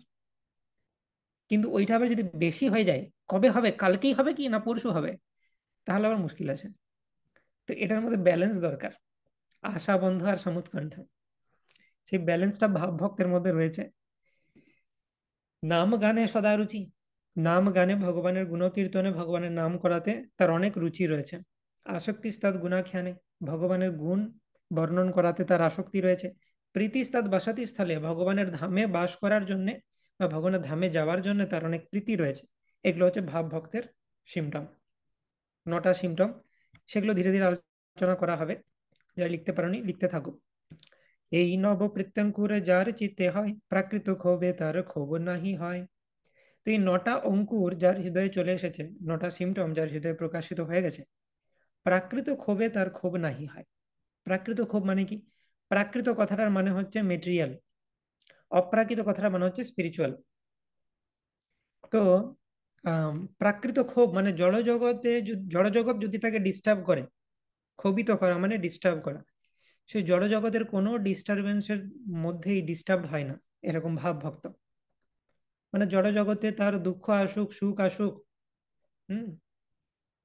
মান আসুক, অপমান আসুক, শীতোষ্ণ সুখ দুঃখেষু তথা মানাপমানয়ো, জিতাত্মান প্রশান্ত পরমাত্মা সমাহিত, শীতোষ্ণ সুখ দুঃখেষু তথা মানাপমানয়। শীত উষ্ণ সুখ দুঃখ মান অপমান, এগুলোতে তার কিছু চেঞ্জ হয় না, তার ভক্তিতে কোনো আসর হয় না এগুলোর। মানে মেটেরিয়াল প্লেন থেকে সে ডিসকানেক্টেড হয়ে গেছে। এই মেটেরিয়াল প্লেনে তার দেহের সাথে যা খুশি হয়ে যায়, তার ভক্তি কিন্তু সেফ আছে। ইনিশিয়াল স্টেজে আমাদের ভক্তিটা মেটেরিয়াল লেভেলে থাকে, তখন মেটেরিয়াল ওয়ার্ল্ডে কিছু সমস্যা হলে আমাদের ভক্তিতেও এফেক্ট হয়। কিন্তু ভাব ভক্ত মানে ভক্তিটা এত উন্নত হয়ে গেছে যে সেটা এই জড়জাগতিক স্তর থেকে উপরে চলে গেছে। জড়জগতে যাই হোক, তার সাথে ভক্তি তার ঠিক থাকবে। তার জব চলে গেছে বা তার কিছু একটা সমস্যা হয়েছে ফ্যামিলিতে, যাই হোক ভক্তি কিন্তু সে ঠিকঠাকই করবে, আগে যেরকম করেছিল পরেও সেরকম করবে। এটা এই স্তরটা অ্যাটেন্ড করা খুব ডিফিকাল্ট। সেই জন্য এটা ভাব, ভাব মানে একদম পারফেকশনের ঠিক আগের স্তর এটা, তো অবশ্যই এটা ডিফিকাল্ট। হে ব্রাহ্মণগণ, আপনারা আমাকে আপনাদের কাছে সমর্পিত আত্মা বলে জানুন এবং ভগবানের প্রতিনিধি মা গঙ্গা আমাকে সেইভাবে গ্রহণ করুন, কেননা আমি পরমেশ্বর ভগবানের সেই পাদপদ্ম আমার হৃদয়ে ধারণ করেছি। এখন ব্রাহ্মণ প্রেরিত ক্রোকী হোক আর তক্ষকই হোক আমাকে দংশন করুক, আপনার কৃষ্ণ কথা গান করতে থাকুন। তো এটার উদাহরণ দিচ্ছে যে কিভাবে প্রাকৃত ক্ষোভে এই ধরনের ভক্ত ক্ষোভিত হয় না। তার উদাহরণ হচ্ছে পরীক্ষিত মহারাজ। পরীক্ষিত মহারাজ বলছেন যে আমাকে অভিশাপ দিয়েছে, কিছুদিনের মধ্যেই তক্ষক এসে আমাকে কাটবে, আমার তাতে কিছু যায় আসে না, আপনারা কৃষ্ণ কথা বলে থাকুন। আমার মৃত্যু হোক, আমার বডির সাথে যাই হোক, আমার মন সবসময় কৃষ্ণে নিবেদিত। পরীক্ষিত মহারাজের এক্সাম্পল দেওয়া হচ্ছে যে তার সাথে যে কি হবে দুদিন পরে যে তার মৃত্যু হবে সেটার জন্য দুশ্চিন্তা, এরকম না। জড়জাগতিক ভাবে সে যতই খারাপ পরিস্থিতিতে থাকুক, ভক্তিতে সে কত অ্যাটেন্টিভলি শ্রীমদ্ ভাগবত শ্রবণ করছে সুখদেব গোস্বামীর কাছ থেকে, সেটা হচ্ছে এক্সাম্পল। কৃষ্ণ সম্বন্ধ বিনা কাল ব্যর্থ নাহি যায়। আর কি না, অব্যর্থ কালতম হচ্ছে একটা কোয়ালিটি এই ভাব ভক্তের। সেটা সম্বন্ধে কি বলা আছে, কৃষ্ণ সম্বন্ধ বিনা কাল ব্যর্থ নাহি যায়। মানে প্রত্যেকটা সময়ই আমি এমন কিছু করছি যেটার সাথে কৃষ্ণ সম্পর্ক আছে, কৃষ্ণ সম্পর্ক ব্যতীত কোনো কিছুতে আমি টাইম ওয়েস্ট করছি না। ভক্তরা নেত্রে অশ্রুধারার সঙ্গে বাক্যের দ্বারা স্তব, মনের দ্বারা স্মরণ, শরীরের দ্বারা নমস্কার করে তৃপ্ত হতে পারেন না। এইরূপ ক্রিয়ার দ্বারা তাদের সমস্ত আয়ু ভগবানের সেবায় সমর্পণ করেন। সব সময় হয় আমি ভগবানের নাম কীর্তন করছি, স্তব করছি, মনের দ্বারা স্মরণ করছি, সবসময় ভক্তির কিছু না কিছু করছি আমি, কোনো সময় আমি অতিবাহিত করছি না, ওয়েস্ট করছি না। ভক্তি সিদ্ধি ইন্দ্রিয়ার্থ তারে নাহি ভাই। তো শান্তির অব্যর্থ কালতম বিরক্তি, বিরক্তি মানে হচ্ছে জড়জগতের প্রতি ডিট্যাচমেন্ট। সেটা বর্ণনা করা হচ্ছে যে ভক্তির প্রতি তার কোনো ইন্টারেস্ট নেই, সিদ্ধির প্রতিও তার কোনো ইন্টারেস্ট নেই। ভক্তি মুক্তি সিদ্ধি বেসিক্যালি ইন্দ্রিয়ার্থ, ইন্দ্রিয়কে ভোগ করার প্রতিও তার কোনো ইন্টারেস্ট নেই। তার মানে সে জড়জগৎ থেকে বিরক্ত। বিরক্তি টার্মটাকে এক্সপ্লেন করা হলো। जो दुस्त्यजन दार सूतन सुहि दाज्यम धृतिस्पृशा जहो जुयैव मलवत উত্তম শ্লোক লালসা। তো ভরত মহারাজের এক্সাম্পল দেওয়া হচ্ছে এই বিরক্তি সম্বন্ধে। ভরত মহারাজ উত্তম শ্লোক কৃষ্ণকে পাওয়ার লালসায় যৌবন কালেই হৃদয় গ্রাহিনী পত্নী পুত্র সুহৃদ রাজাদি মলবৎ পরিত্যাগ করেছিলেন।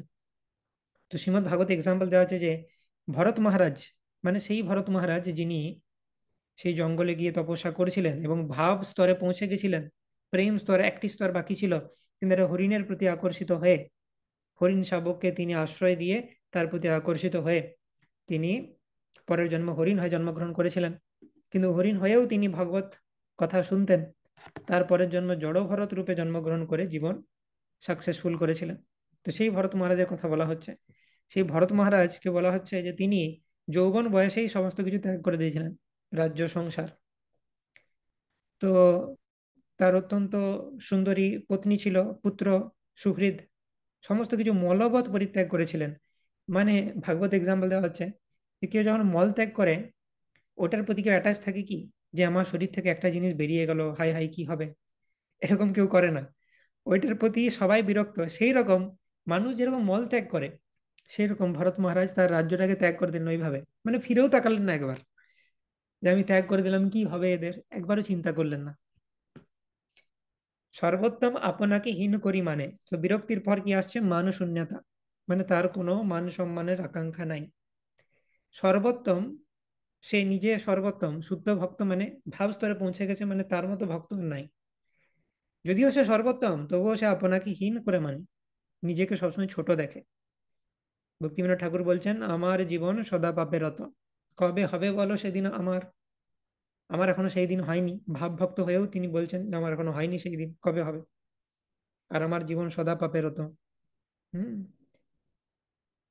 সো বলছে সুকার্যে বিরত অকার্যে উদ্যোগী আমি, ভালো কাজে আমি করি না, আর অকার্যে আমার বিরাট উদ্যোগ। ভক্তিবিনোদ ঠাকুর বলছে এগুলো কি শোভা পায় ওনাকে? না, কিন্তু এগুলো, উনি শুদ্ধ ভক্ত, উনি সর্বোত্তম, কিন্তু উনি নিজেকে হীন করে মানছেন। উনি যদি সামান্য 1 সেকেন্ডও কৃষ্ণকে স্মরণ না করেন তখন মনে করবেন যে আমার থেকে পতিত আর কেউ নাই। আর আমরা হয়তো সারাদিনে 1-2 সেকেন্ডই কৃষ্ণকে স্মরণ করি, দিয়ে মনে করি আমরা বিশাল। শ্রীকৃষ্ণের প্রেম পরায়ণ হয়ে এই রাজ শিরোমণি তার শত্রুর রাজ্যে ভিক্ষা করে ভ্রমণ করছেন এবং চণ্ডালকেও বন্দনা করছেন। তো পদ্মপুরাণে বর্ণনা করা আছে কোন এক রাজা যিনি কৃষ্ণের ভক্ত, তিনি প্রেম পরায়ণ হয়ে কতটা মান শূন্য হতে পারে, শত্রুর রাজ্যে গিয়ে ভিক্ষা করে জীবন নির্বাহ করছে। তোমার লোকের মান সম্মান আসবে যে আমার শত্রুর রাজ্য, সেইখানে আবার যে আমি রাজা হয়ে আছি তা নয়, সেখানে ভিক্ষা করছেন তিনি। তো এটা একটা উদাহরণ যে কতটা মান শূন্য হতে পারে কেউ। বিরক্তির মান শূন্যতা আশা বন্ধ, মানে আমার আশা আছে যে কৃষ্ণ আমাকে ঠিক কৃপা করবেন, কৃষ্ণ কৃপা করিবেন দৃঢ় করি জানে, সেটা হচ্ছে আশা বন্ধ। না প্রেম শ্রবণাদি ভক্তি अपि वा যোগথ বৈষ্ণব জ্ঞানম বা শুভ কর্ম বা কিয়দহ সজ্জাতিরপ্যস্ততীব হিন্যার্থাধিক সাধকে ত্বয়ি তথা প্যচ্ছেদমূলা সতি হে গোপী জন বল্লভ ব্যথয়তে হা হা মদাশৈব মাম। হে প্রভু, তোমার প্রতি আমি প্রেম পরায়ণ হতে পারিনি, আমি শ্রবণ কীর্তন আদি ভক্তির অনুশীলনও করিনি, বৈষ্ণবীজিত কোনো শুদ্ধ ভক্তি যোগ আমার নেই, আমার জ্ঞান বা শুভ কর্ম উচ্চকলে জন্ম কিছুই নেই। হে গোপীজন বল্লভ, অকিঞ্চনের অর্থ সাধক রূপে তোমার এক প্রকার অচ্ছেদ্য মূল যে বিশুদ্ধ আশা আমার হৃদয়ে রয়েছে তা আমাকে ব্যথিত করছে। তো ভক্ত তিনি খুব ব্যথিত হৃদয়ে কৃষ্ণ প্রার্থনা করেছেন যে কৃষ্ণ, আমার তো কোনো কোয়ালিটি নেই, আমি শ্রবণ কীর্তন আদি কিছুই করতে পারি না, তোমার যতটুকু করি ওটা না করারই সমান, আমার কোনো কোয়ালিফিকেশনই নেই, কিন্তু তবুও আমার একটাই আশা যে কোনো না কোনো দিন তুমি ঠিক আমাকে কৃপা করবে। যদিও আমার অনেক শর্টকামিংস আছে, চেষ্টা করছি আমি তোমার কৃপাতে সেগুলো আমি একদিন নিজেকে ভালো করতে পারবো, সেদিন তুমি আমাকে কৃপা করবে। এটা হয়ে গেল আশা বন্ধ। সমুৎকণ্ঠা মানে কি? সম উৎকণ্ঠা মানে উৎকণ্ঠিত আমি কৃষ্ণের কৃপা কবে লাভ করব। সমুৎকণ্ঠা হয় সদা লালসা প্রধান, ভগবানের সঙ্গ লাভের লালসার মাধ্যমে এই সমুৎকণ্ঠা প্রকাশিত হয়। ভগবানের সঙ্গ লাভ কবে করতে পারবো, কবে ভগবানকে আমি দেখতে পাবো, কবে ভগবানকে সেবা করতে পারবো। হে বংশীবিলাসী কৃষ্ণ, তোমার শৈশব মাধুর্য ত্রিভুবনের মধ্যে অদ্ভুত, তোমার চাপল্য তুমিই জানো এবং আমি জানি, আর কেউ জানে না। এই নয়ন দিয়ে নির্জনে তোমার মুখকমল দর্শন করার জন্য এখন আমি কি করব, মানে কি করতে পারি আমি যাতে তোমার দর্শন লাভ করব। কৃষ্ণ কর্ণামৃত থেকে বর্ণনা করা হচ্ছে। তো ভক্ত সবসময় কৃষ্ণ দর্শন লাভ করার জন্য লালায়িত, কৃষ্ণ দর্শন লালসা, তো সেটা হচ্ছে সমুৎকণ্ঠ।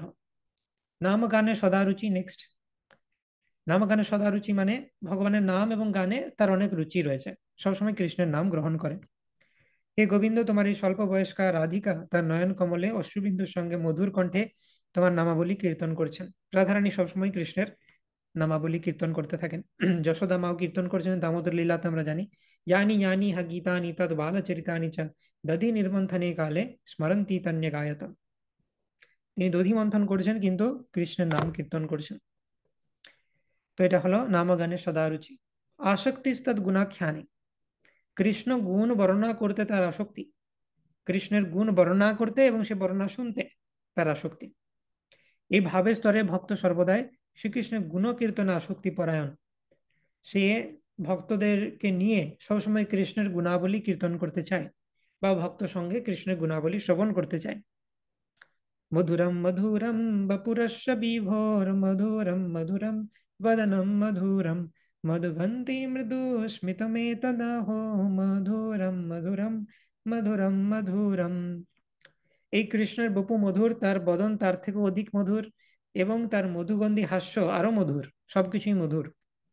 বিল্বমঙ্গল ঠাকুর লিখছেন কৃষ্ণ কর্ণামৃতে, কৃষ্ণ সবকিছুই মধুর, সেই জন্য সেই ভক্ত যিনি সেই কৃষ্ণের মাধুর্য আস্বাদন করেছেন তিনি চান সবসময় সেই মাধুর্য আলোচনা করতে বাকিদের সাথে।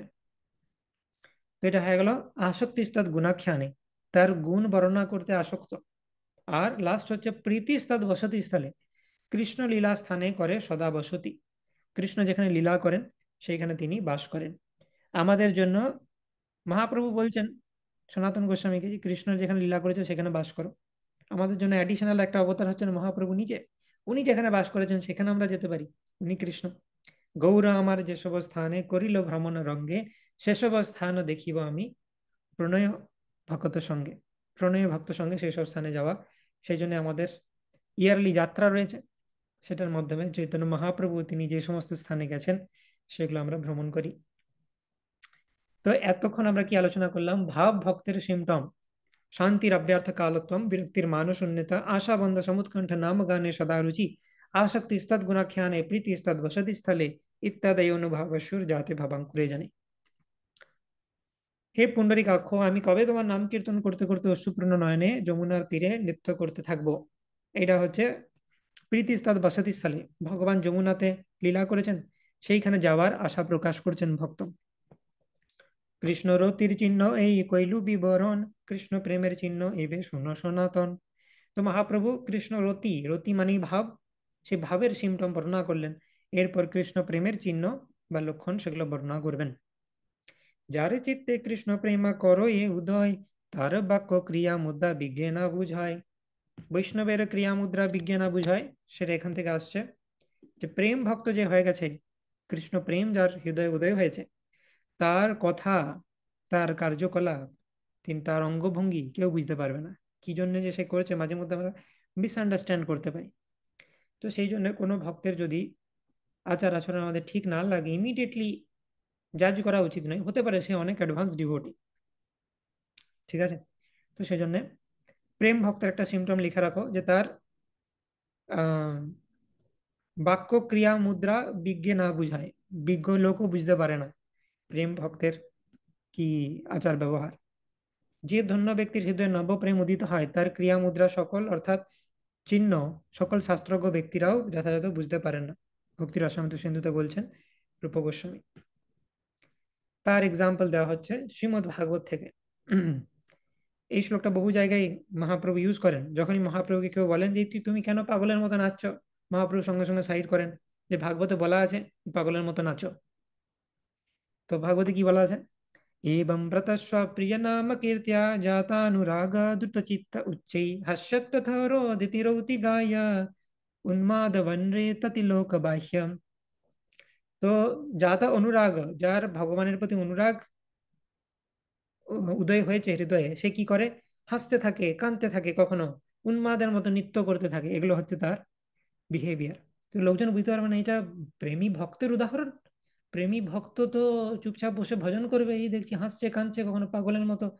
ওইটাই বিষয় যে প্রেমী ভক্তকে লোকজন চিনতে পারবে না যে কি এর আচার ব্যবহারে কি বোঝাতে চাইছে।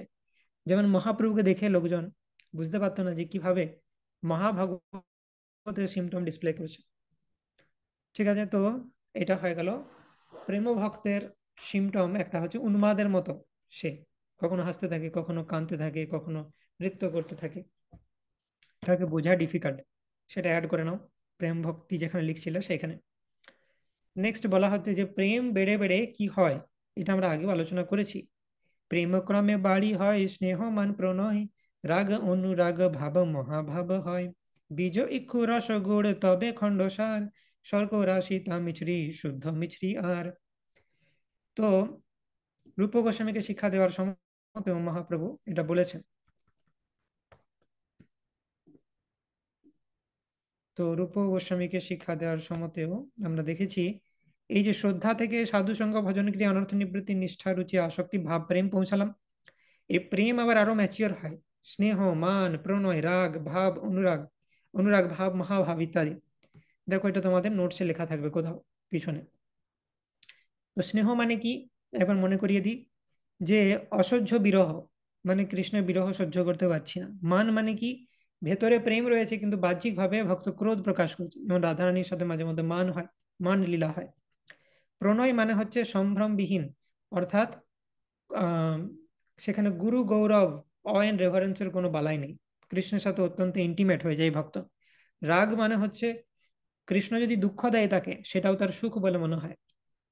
অনুরাগ মানে হচ্ছে নিত্য নবরাগ, কৃষ্ণকে নতুন নতুন রূপে ভক্ত ডিসকভার করতে থাকে।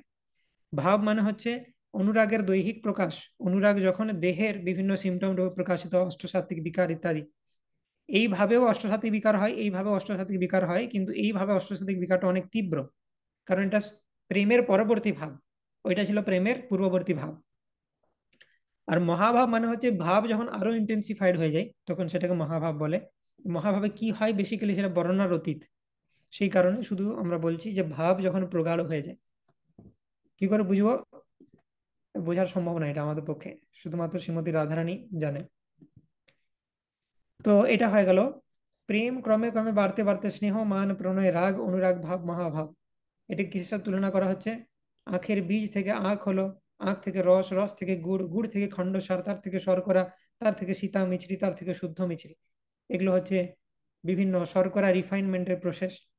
চিনি ফ্যাক্টরিতে হতে পারে, তারা জানবে এই বিষয়গুলো কি কি, কোন স্তরে কি কি বৈশিষ্ট্য হয়।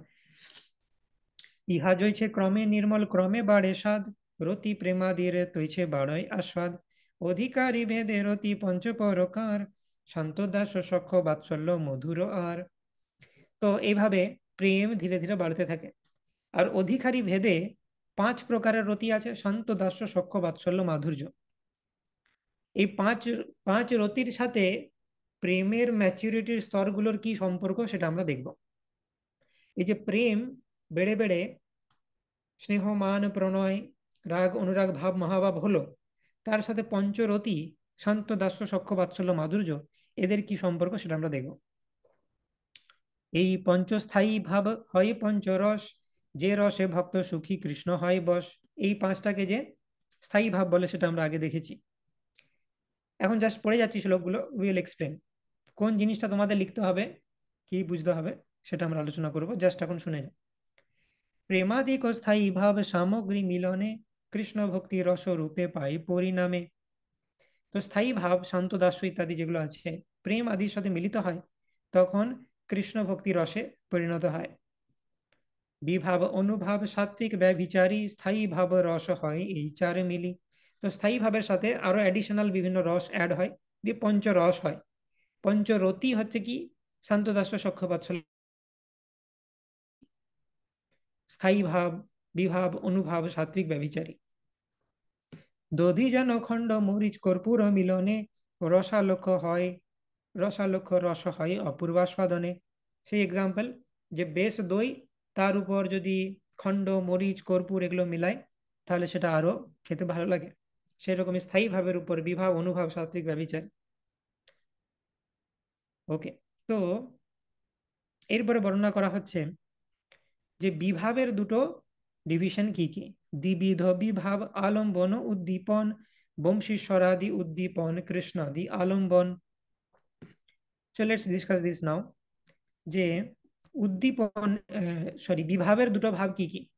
এতক্ষণ পর্যন্ত এই যে পঞ্চরস, এটা হচ্ছে পঞ্চরস। পঞ্চরস আর পঞ্চরতি দুটো যেন আলাদা করে লিখে নাও। স্থায়ী ভাব বিভাব অনুভাব সাত্বিক ব্যভিচারী এগুলোকে বলা হয় পঞ্চরস। পঞ্চরতি মানে হচ্ছে শান্ত দাস্য সখ্য বাৎসল্য মাধুর্য।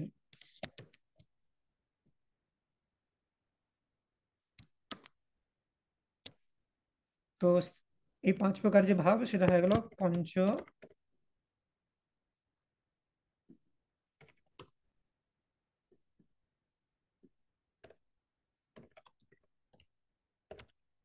পঞ্চরস।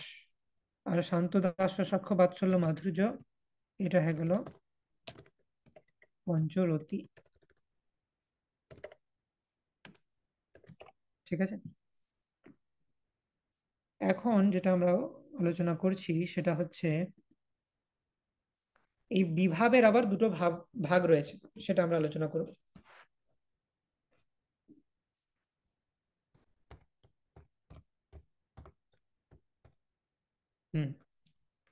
তো এই জায়গাটা দেখো স্ক্রিনে, তোমাদের মোবাইল স্ক্রিনটাকে একটু জুম করে দেখতে পারো বাঁ দিকে যেটা রয়েছে বিভাব।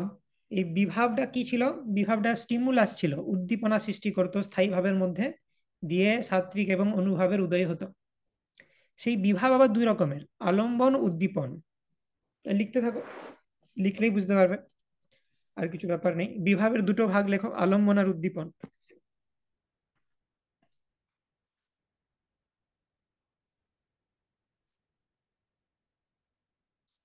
বিভাবকে দুটো ভাগে ভাগ করব, আলম্বন উদ্দীপন। আলম্বনের দুটো ভাব,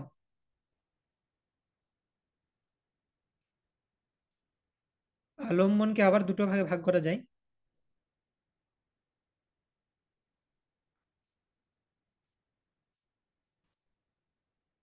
একটা হচ্ছে আশ্রয়, আর একটা হচ্ছে বস্তু, মানে অবজেক্ট আর ম্যাট্রিক্স। আলম্বনের বস্তু কি আর আলম্বনের আশ্রয় কি?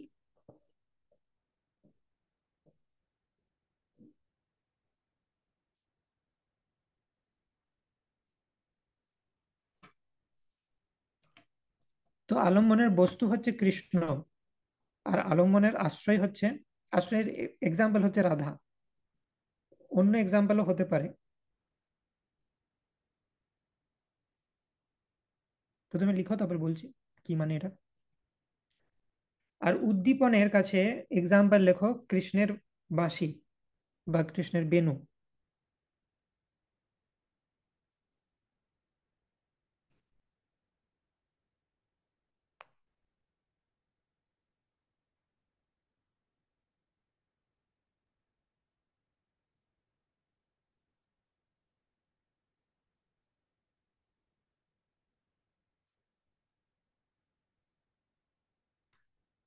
ইয়েস, তো বেসিক্যালি বিভাব মানে কি বলেছিলাম? বিভাবটা হচ্ছে আমার স্টিমুলেশনের সৃষ্টি করবে। তো স্টিমুলেশন এর এক্সাম্পল হচ্ছে, এবারে দেখো, আমি যে স্তরেরই ভক্ত হয়, আমি শান্ত ভক্ত হতে পারি, দাস্য হতে পারি, সখ্য হতে পারি, বাৎসল্য হতে পারি, মাধুর্য হতে পারি, প্রত্যেকেরই বিভাব হবে। এটা ভেবে নিও না যে বিভাব মানে শুধু মাধুর্য। বিভিন্ন ভক্তের জন্য বিভাব বিভিন্ন ধরনের হতে পারে। তো বিভাব এই যে, এর দুটো পার্ট, একটা হচ্ছে আলম্বন, একটা উদ্দীপন।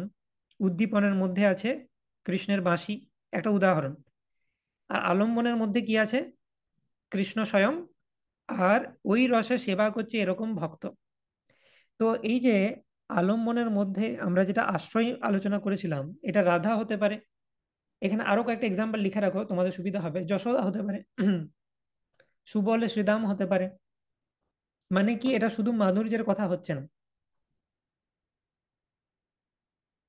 তো যদি যশোদা মাকে দেখে এবং বাৎসল্য রসের কোনো ভক্তের বিভাব আসতে পারে তাকে দেখে, সে এক্সাইটেড হতে পারে। বুঝা গেল? সেরকমই কৃষ্ণের বাঁশি যেরকম একটা, সেরকম আরো বিভিন্ন জিনিস হতে পারে। ফর এক্সাম্পল, গোবর্ধন হতে পারে একটা উদ্দীপনার এক্সাম্পল। গোবর্ধন পর্বতকে দেখে কৃষ্ণের কোনো সখার তার উদ্দীপনা হয়ে গেল যে এইখানে কত কৃষ্ণকে সার্ভ করতাম, কৃষ্ণ এখন নেই, ব্রজে নেই, এরকম ভাবতে পারে কোনো একজন সখা। মানে যে জিনিসটাই আমাকে, কৃষ্ণকে আমি যে সেবা করতাম সেটার কথা মনে করাবে, সেইটা আমার বিভাবের সৃষ্টি করবে। কৃষ্ণের বাঁশি একটা উদাহরণ হতে পারে, গোবর্ধন হতে পারে। বা কেউ যদি মাধুর্য রসের ভক্ত হয়, শরৎ পূর্ণিমার চাঁদকে দেখে তার উদ্দীপনা আসতে পারে যে এইরকম শরৎ পূর্ণিমার চাঁদের নিচে কৃষ্ণ রাসলীলা করেছিলেন আমার সাথে, সেই কৃষ্ণকে আমি মিস করছি এখন। বোঝা গেল? তো বিভাবটা যে শুধু মাধুর্য রসের ভক্তের জন্য তা নয়। ঠিক আছে, তো বিভাবের এই সমস্ত ভাব আমরা দেখলাম, ডিভিশন। ওকে, নেক্সট কি বলা হচ্ছে? অনুভাব সমিত নিত্য গীতা আদি উদ্ভাস্বর স্তম্ভাদি সাত্বিক অনুভাবেরও ভিতর। তো এটা আমরা আলোচনা করেছি যে অনুভাবের এক্সাম্পল কি কি, সাত্বিক ভাবের এক্সাম্পল কি কি, নতুন করে লেখার দরকার নেই কিছু। নির্বেদ হর্ষাদি 33 ব্যভিচারী, সব মিলি রস হয় চমৎকারকারী। তো নির্বেদ হর্ষ, জুবিলিয়েশন, ডেসপন্ডেন্সি, হ্যাঁ, দুশ্চিন্তা, এগুলো বিভিন্ন ব্যভিচারী সিমটম আমরা আলোচনা করেছি। তো এরকম 33টি ব্যভিচারী ভাব রয়েছে। ডিটেল এক্সপ্লেনেশন মধ্যলীলা 14.167 শ্লোকে 33টা ব্যভিচারী ভাবের বর্ণনা করা আছে।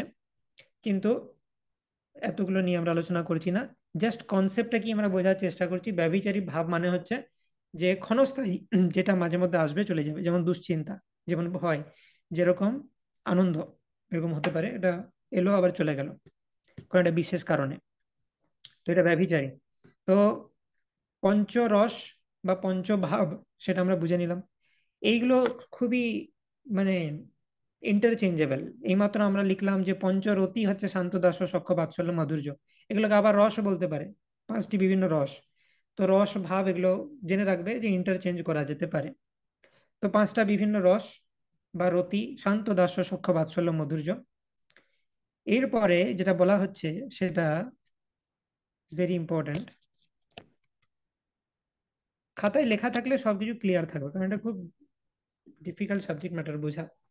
বহু জিনিস হয়, যেদিকে প্রেম বাড়তে থাকছে ওই দিকে 5টা ভাব আছে, সাত্বিক, ব্যভিচারী, অনুভাব, বিভাব। আবার এদিকে পঞ্চরতি রয়েছে, শান্ত দাস্য সাক্ষ্য বাৎসল্য মাধুর্য। মানে চতুর্দিক থেকে বিভিন্ন জিনিস আছে যেগুলোর ইন্টারাকশন হচ্ছে একে অপরের সাথে। এটা একটু বোঝা ডিফিকাল্ট, সেজন্য ডায়াগ্রাম এঁকে এগুলোর মাধ্যমে আমরা বুঝতে পারি। এই যে প্রেম, এটা কোথা থেকে আসছে? এটা হচ্ছে আবার ভক্তির 9টা স্তর, এটা অন্য জিনিস সম্পূর্ণ। আর ভক্তির 5টা রস সেটা অন্য জিনিস, আবার 5টা ভাব সেটা অন্য জিনিস, কিন্তু তাদের মধ্যে ইন্টারাকশন হচ্ছে। ঠিক আছে, তো যাই হোক, লেখার মাধ্যমে আমরা বুঝতে পারি। তো কথা হচ্ছে যে প্রেম মানে ভক্তির যে 9ম স্তর, সেই প্রেম ধীরে ধীরে স্নেহ, মান, প্রণয়, রাগ, অনুরাগ, ভাব, মহাভাব হিসেবে বাড়লো। তো তো এই যে বৃদ্ধিটা, এইটা বলা হচ্ছে সব রসের ভক্তের সমানভাবে হয় না। কেউ যদি শান্ত রসের ভক্ত হয়, সে শুধু প্রেম পর্যন্তই বাড়বে, তা সে স্নেহ পর্যন্ত যেতে পারবে না। কেউ যদি দাস্য ভক্ত হয়, তাহলে সে রাগ পর্যন্ত আসবে। কেউ যদি সখ্য, বাৎসল্য, এরা অনুরাগ পর্যন্ত আসতে পারে। যারা খুব অ্যাডভান্স সখ্য ডিভোটি, সুবলাদি সখা, তারা ভাব পর্যন্ত যেতে পারে। আর একমাত্র মাধুর্যেই কেউ মহাভাব পর্যন্ত যেতে পারে, অন্য রসের ভক্তরা মহাভাব পর্যন্ত যেতে পারবে না। ওকে, তো এই জিনিসটা লিখে রাখো। প্রেম, স্নেহ, মান, প্রণয়, রাগ, অনুরাগ, ভাব, মহাভাব কে কোন পর্যন্ত বাড়তে পারে লেখা রাখো। শান্ত এই পর্যন্ত যেতে পারে, প্রেম পর্যন্ত। দাস্য যেতে পারে রাগ পর্যন্ত। সখ্য, বাৎসল্য তারা অনুরাগ পর্যন্ত। সুবলাদি সখা যারা খুব অ্যাডভান্সড, তারা যেতে পারে ভাব পর্যন্ত। এবং মহাভাব শুধুমাত্র মাধুর্য যেতে পারে।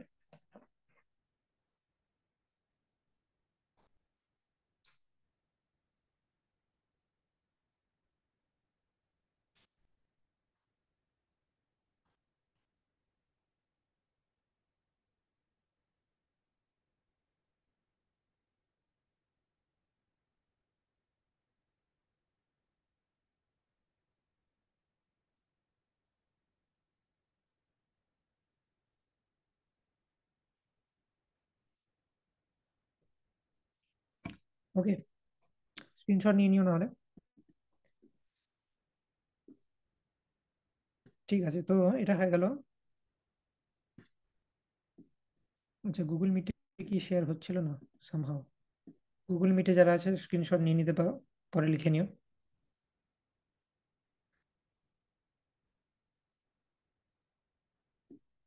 ওকে,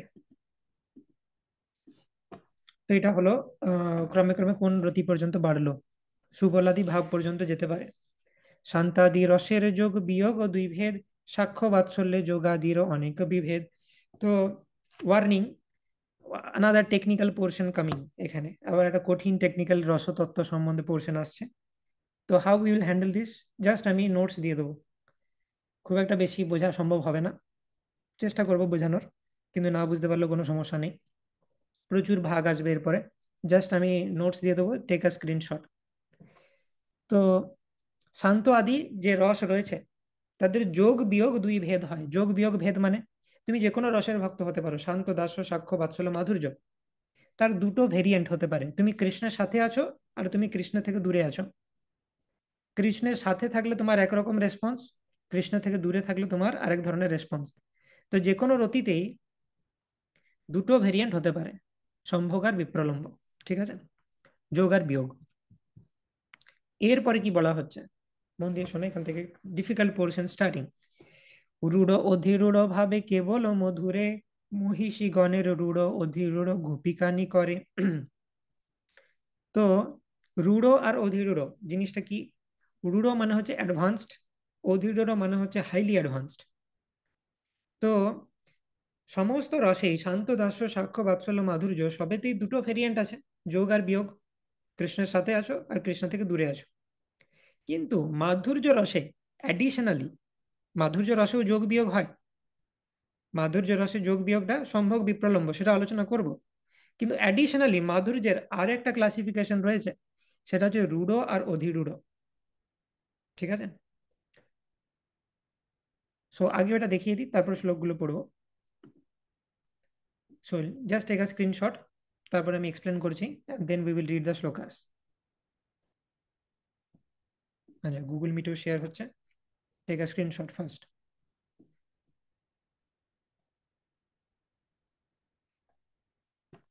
আচ্ছা, কিছু কিছু কোয়েশ্চেন এসছে চ্যাট বক্সে, আমি নিচ্ছি, এই সেকশনটা কমপ্লিট করে নিই, তারপর সেই কোয়েশ্চেনগুলো অ্যান্সার করছি আমি। স্ক্রিনশট নিয়ে নাও। ডিফিকাল্ট পোর্শন হলে বেশি মাথা লাগানোর দরকার নেই, সিম্পল ভাবে বুঝবে। আর যদি ভালো করে বুঝতে পারছো তাহলে বোঝো, অসুবিধা নেই, আমাকে পার্সোনালি কোয়েশ্চেন জিজ্ঞেস করতে পারো। তো আমি কি বললাম, মাধুর্যের অ্যাডিশনাল একটা ভাব হচ্ছে রূঢ় এবং অধিরূঢ়। রূঢ় মানে হচ্ছে অ্যাডভান্সড, অধিরূঢ় মানে হচ্ছে হাইলি অ্যাডভান্সড। এই রূঢ় ভাব কাদের মধ্যে দেখা যায়? দ্বারকার মহিষীদের মধ্যে দেখা যায়। দ্বারকার মহিষীরা অ্যাডভান্স ডিভোটি। অধিরূঢ় ভাবটা কাদের মধ্যে দেখা যাচ্ছে? ব্রজের গোপীদের মধ্যে দেখা যায়, কারণ তারা হাইলি অ্যাডভান্সড, দ্বারকার মহিষীদের থেকেও বেশি অ্যাডভান্সড। সিম্পল জিনিস, বোঝা যাচ্ছে, কোনো অসুবিধা নেই। এরপর ব্রজে গোপীদের যে অধিরূঢ় ভাব, সেইটার আবার দুই ভাগ রয়েছে, মাদন মোহন। মাদন মানে হচ্ছে যখন আমি কৃষ্ণের সাথে একসাথে আছি, তখন ব্রজের গোপীদের যে অধিরূঢ় ভাব, সেটা মাদন ভাবে পরিণত হয় যখন আমি কৃষ্ণের সাথে একসাথে আছি। মাদন মানে, মাদন কথাটা কোথা থেকে আসছে? মদন থেকে আসছে। মদন মানে হচ্ছে কামদেবের নাম, প্রেম, মানে আমার কৃষ্ণের সাথে যে প্রেমময়ী সম্পর্ক হচ্ছে, সেটাকে বলছে মাদন, কৃষ্ণের সাথে আছি। মোহন মানে আমি ইলিউশন, ও আমার কৃষ্ণ কোথায় চলে গেল, কৃষ্ণের সাথে এই করতাম, আমি মোহিত হয়ে গেছি। একটা ইনটুইটিভ এক্সপ্লেনেশন দেওয়ার চেষ্টা করছি, why it is Madan, why it is Mohan. তো যখন সেপারেশনে থাকে ব্রজের গোপীরা, তাদের অধীর ভাব মোহনে পরিণত হয়। তো মাদনের এক্সাম্পল কি? কৃষ্ণ যখন গোপীদের সাথে থাকে, তখন বিভিন্ন প্রেমের যে এক্সচেঞ্জেস হতে থাকে, সেখানে চুম্বন আদি বিভিন্ন কার্য সম্পাদন হয়, সেটা হচ্ছে মাদনের এক্সাম্পল। মোহনে যখন একজন ব্রজের গোপী কৃষ্ণ থেকে সেপারেশনে আছে, তখন কি হয়? তার দু রকম এফেক্ট হতে পারে, উদ্ঘূর্ণা এবং চিত্রজল্প। এগুলো সবই খুব টেকনিক্যাল টার্ম, জাস্ট একটু একটু করে বোঝার চেষ্টা করো। উদ্ঘূর্ণা মানে হচ্ছে আনস্টেডি, সে ছটফট করছে, কৃষ্ণ কেন নেই আমার কাছে। ঠিক আছে। চিত্রজল্প মানে সে বিভিন্ন কথা বলতে থাকে। হ্যাঁ, ভ্রমর গীত সেকশনে বর্ণনা করা আছে 10 রকমের চিত্রজল্প হতে পারে। প্রজল্প, পরিজল্প, বিজল্প, উজ্জল্প, সঞ্জল্প, এগুলো সব ভ্রমর গীতের যে পার্টে ছিল প্রভুপাদ বর্ণনা করেছেন, কিন্তু এত ডিটেলসে আমার জানার দরকার নেই। তো বিষয়টা কি, যে কৃষ্ণ যখন দূরে আছে একজন গোপীর থেকে, সেই গোপী মাঝে মধ্যে বিভিন্ন পাগলের মতো প্রলাপ করতে থাকে। যেমন রাধারানী, তিনি ভ্রমরকে জিজ্ঞেস করছেন, ভ্রমর তুমি জানো কৃষ্ণ কোথায়? ভ্রমর কি করে জানবে? তো পাগলের প্রলাপ। কিন্তু গোপীরা যখন কৃষ্ণ সেপারেশনে থাকে, তখন তার এরকম পাগলের প্রলাপ বলতে থাকে, সেটাকে বলা হয় চিত্রজল্প। বাস, এর অত বেশি ভেরিয়েশন জানার দরকার নেই। ঠিক আছে। এরপরে মাদন আমরা দেখলাম, মোহন দেখলাম। এই যে উদ্ঘূর্ণা বা আনস্টেডিনেস, মানে ছটপট করেছে একজন ভক্ত কৃষ্ণের অনুপস্থিতিতে, তারই আরেকটা ভেরিয়েশন হচ্ছে বিফল চেষ্টা। এই দুটোকে মিলিয়ে বলা হচ্ছে দিব্যোন্মাদ। মানে সে কি বলা হবে, যে কৃষ্ণের বিভিন্ন যে লীলা, সেগুলোকে এনাক্ট করার চেষ্টা করছে, সে বিভিন্ন ভাবে বিভিন্ন কার্য করছে, সে আনস্টেডি অবস্থাতে বিভিন্ন অ্যাক্টিভিটিস করছে, সেগুলোকে বলা হয় বিকল চেষ্টা। এই দুটো মিলিয়ে দিব্যোন্মাদের সৃষ্টি হয়। ঠিক আছে। তো এই প্রত্যেকটা নোড কি সেটা বুঝে নেওয়ার চেষ্টা করো এক কথায়, আর এটাকে নোট ডাউন করো, বাস, that's the thing you have to do for now. পরবর্তীকালে যখন এগুলোতে আমরা এক্সপার্ট হব, উজ্জ্বল নীলমণি গ্রন্থ যদি কোনোদিন পড়ার আমাদের সুযোগ হয়, তখন আমরা এগুলো ডিটেলস আলোচনা করব। ঠিক আছে, আশা করি সবার লেখা হয়ে গেছে। Now let's read through Krishnadas কবিরাজ গোস্বামী। তাহলে মধুর ভাবের যে দুটো ভাগ দেখে নিলাম, রূঢ় এবং অধিরূঢ়। অধিরূঢ় মহাভাব দুই তো প্রকার, সম্ভোগে মাদন, বিরহে মোহন নাম তার। সম্ভোগ যখন হয় তখন সেটা মাদন, বিরহে সেটা মোহন নাম হয়ে যায়। মাদনে চুম্বনাদি হয় অনন্ত বিভেদ, উদ্ঘূর্ণা চিত্রজল্প মোহনে দুই ভেদ। মাদনে চুম্বনাদি বিভিন্ন অ্যাক্টিভিটিস রয়েছে, মোহনে কি হয়? উদ্ঘূর্ণা এবং চিত্রজল্প। উদ্ঘূর্ণা মানে আনস্টেডিনেস, চিত্রজল্প মানে ম্যাড টক্স, পাগলের প্রলাপ। চিত্রজল্পের 10 অঙ্ক প্রজল্পাদি নাম, ভ্রমর গীতার 10 শ্লোক তাহাতে প্রমাণ। ভ্রমর গীতের 10টি শ্লোক এই ধরনের 10টি বিভিন্ন চিত্রজল্পকে বর্ণনা করছে, শ্রীমদ্ ভাগবতে বর্ণনা করা আছে। উদ্গুর্ণা বিবশ চেষ্টা, দিব্যন্মাদ নাম, বিরহে কৃষ্ণ স্ফূর্তি আপনাকে কৃষ্ণ জ্ঞান। উদ্গুর্ণা এবং বিবশ চেষ্টা দুটি দিব্য উন্মাদনা লক্ষণ। ভক্ত কৃষ্ণ বিরহে কৃষ্ণ স্ফূর্তি এবং নিজেকে কৃষ্ণ বলে মনে করে। অনেক সময় গোপীরা কৃষ্ণের পাস টাইমস পারফর্ম করছে, সেটাকে বলা হয় বিবশ চেষ্টা। কৃষ্ণ কালিয়াকে কিভাবে মানে কিছুতেই কৃষ্ণকে না দেখে থাকতে পারছেন, দরকার হলে অ্যাক্টিং করে কৃষ্ণের রোলটা করো কেউ, যাতে আমি কৃষ্ণকে দেখতে পাই, এইরকম ব্যাপার, সেটাকে বলা হচ্ছে বিবশ চেষ্টা। ওকে, ফিনিশ, বেশি ভাবার দরকার নেই। সম্ভোগ বিপ্রলম্ব ভেদে দ্বিবিধ শৃঙ্গার, সম্ভোগের অনন্ত অঙ্গ নাহি অন্ত তার। আবার কিছু ক্লাসিফিকেশন আসছে, which is very very technical. Now take a screenshot of this. এটা হচ্ছে সম্ভোগ এবং বিপ্রলম্বের বিভিন্ন ভাগ। তো এগুলো খুব বেশি ডিটেলস আলোচনা করলে অনেকে কমপ্লেন করে যে আজকে ক্লাসটা কিছু বুঝতে পারলাম না, সেজন্য আমি জাস্ট নোট দিয়ে ছেড়ে দিচ্ছি। অল্প কথা এক্সপ্লেন করছি, একদমই যে বোঝানো হচ্ছে না তা নয়।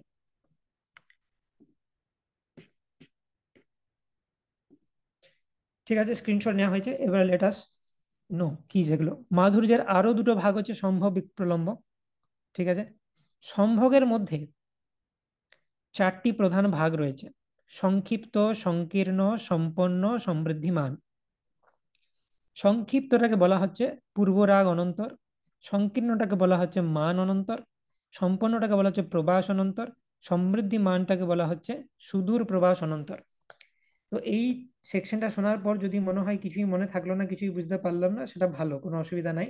কৃষ্ণের প্রতি রেসপেক্ট বাড়বে, যে কৃষ্ণের যে রস, হ্যাঁ, কৃষ্ণ ভক্তির যে রস, সেটা এতটাই দুর্লভ যে সেটা আমার বোঝার ক্ষমতা নাই। সুতরাং আমাকে সেটা গুরুত্ব সহকারে নেওয়া উচিত, আমাকে সেটাকে নেগলেক্ট করা উচিত নয়। তো সম্ভোগের যে 4টি ভাগ সেটা কিরকম?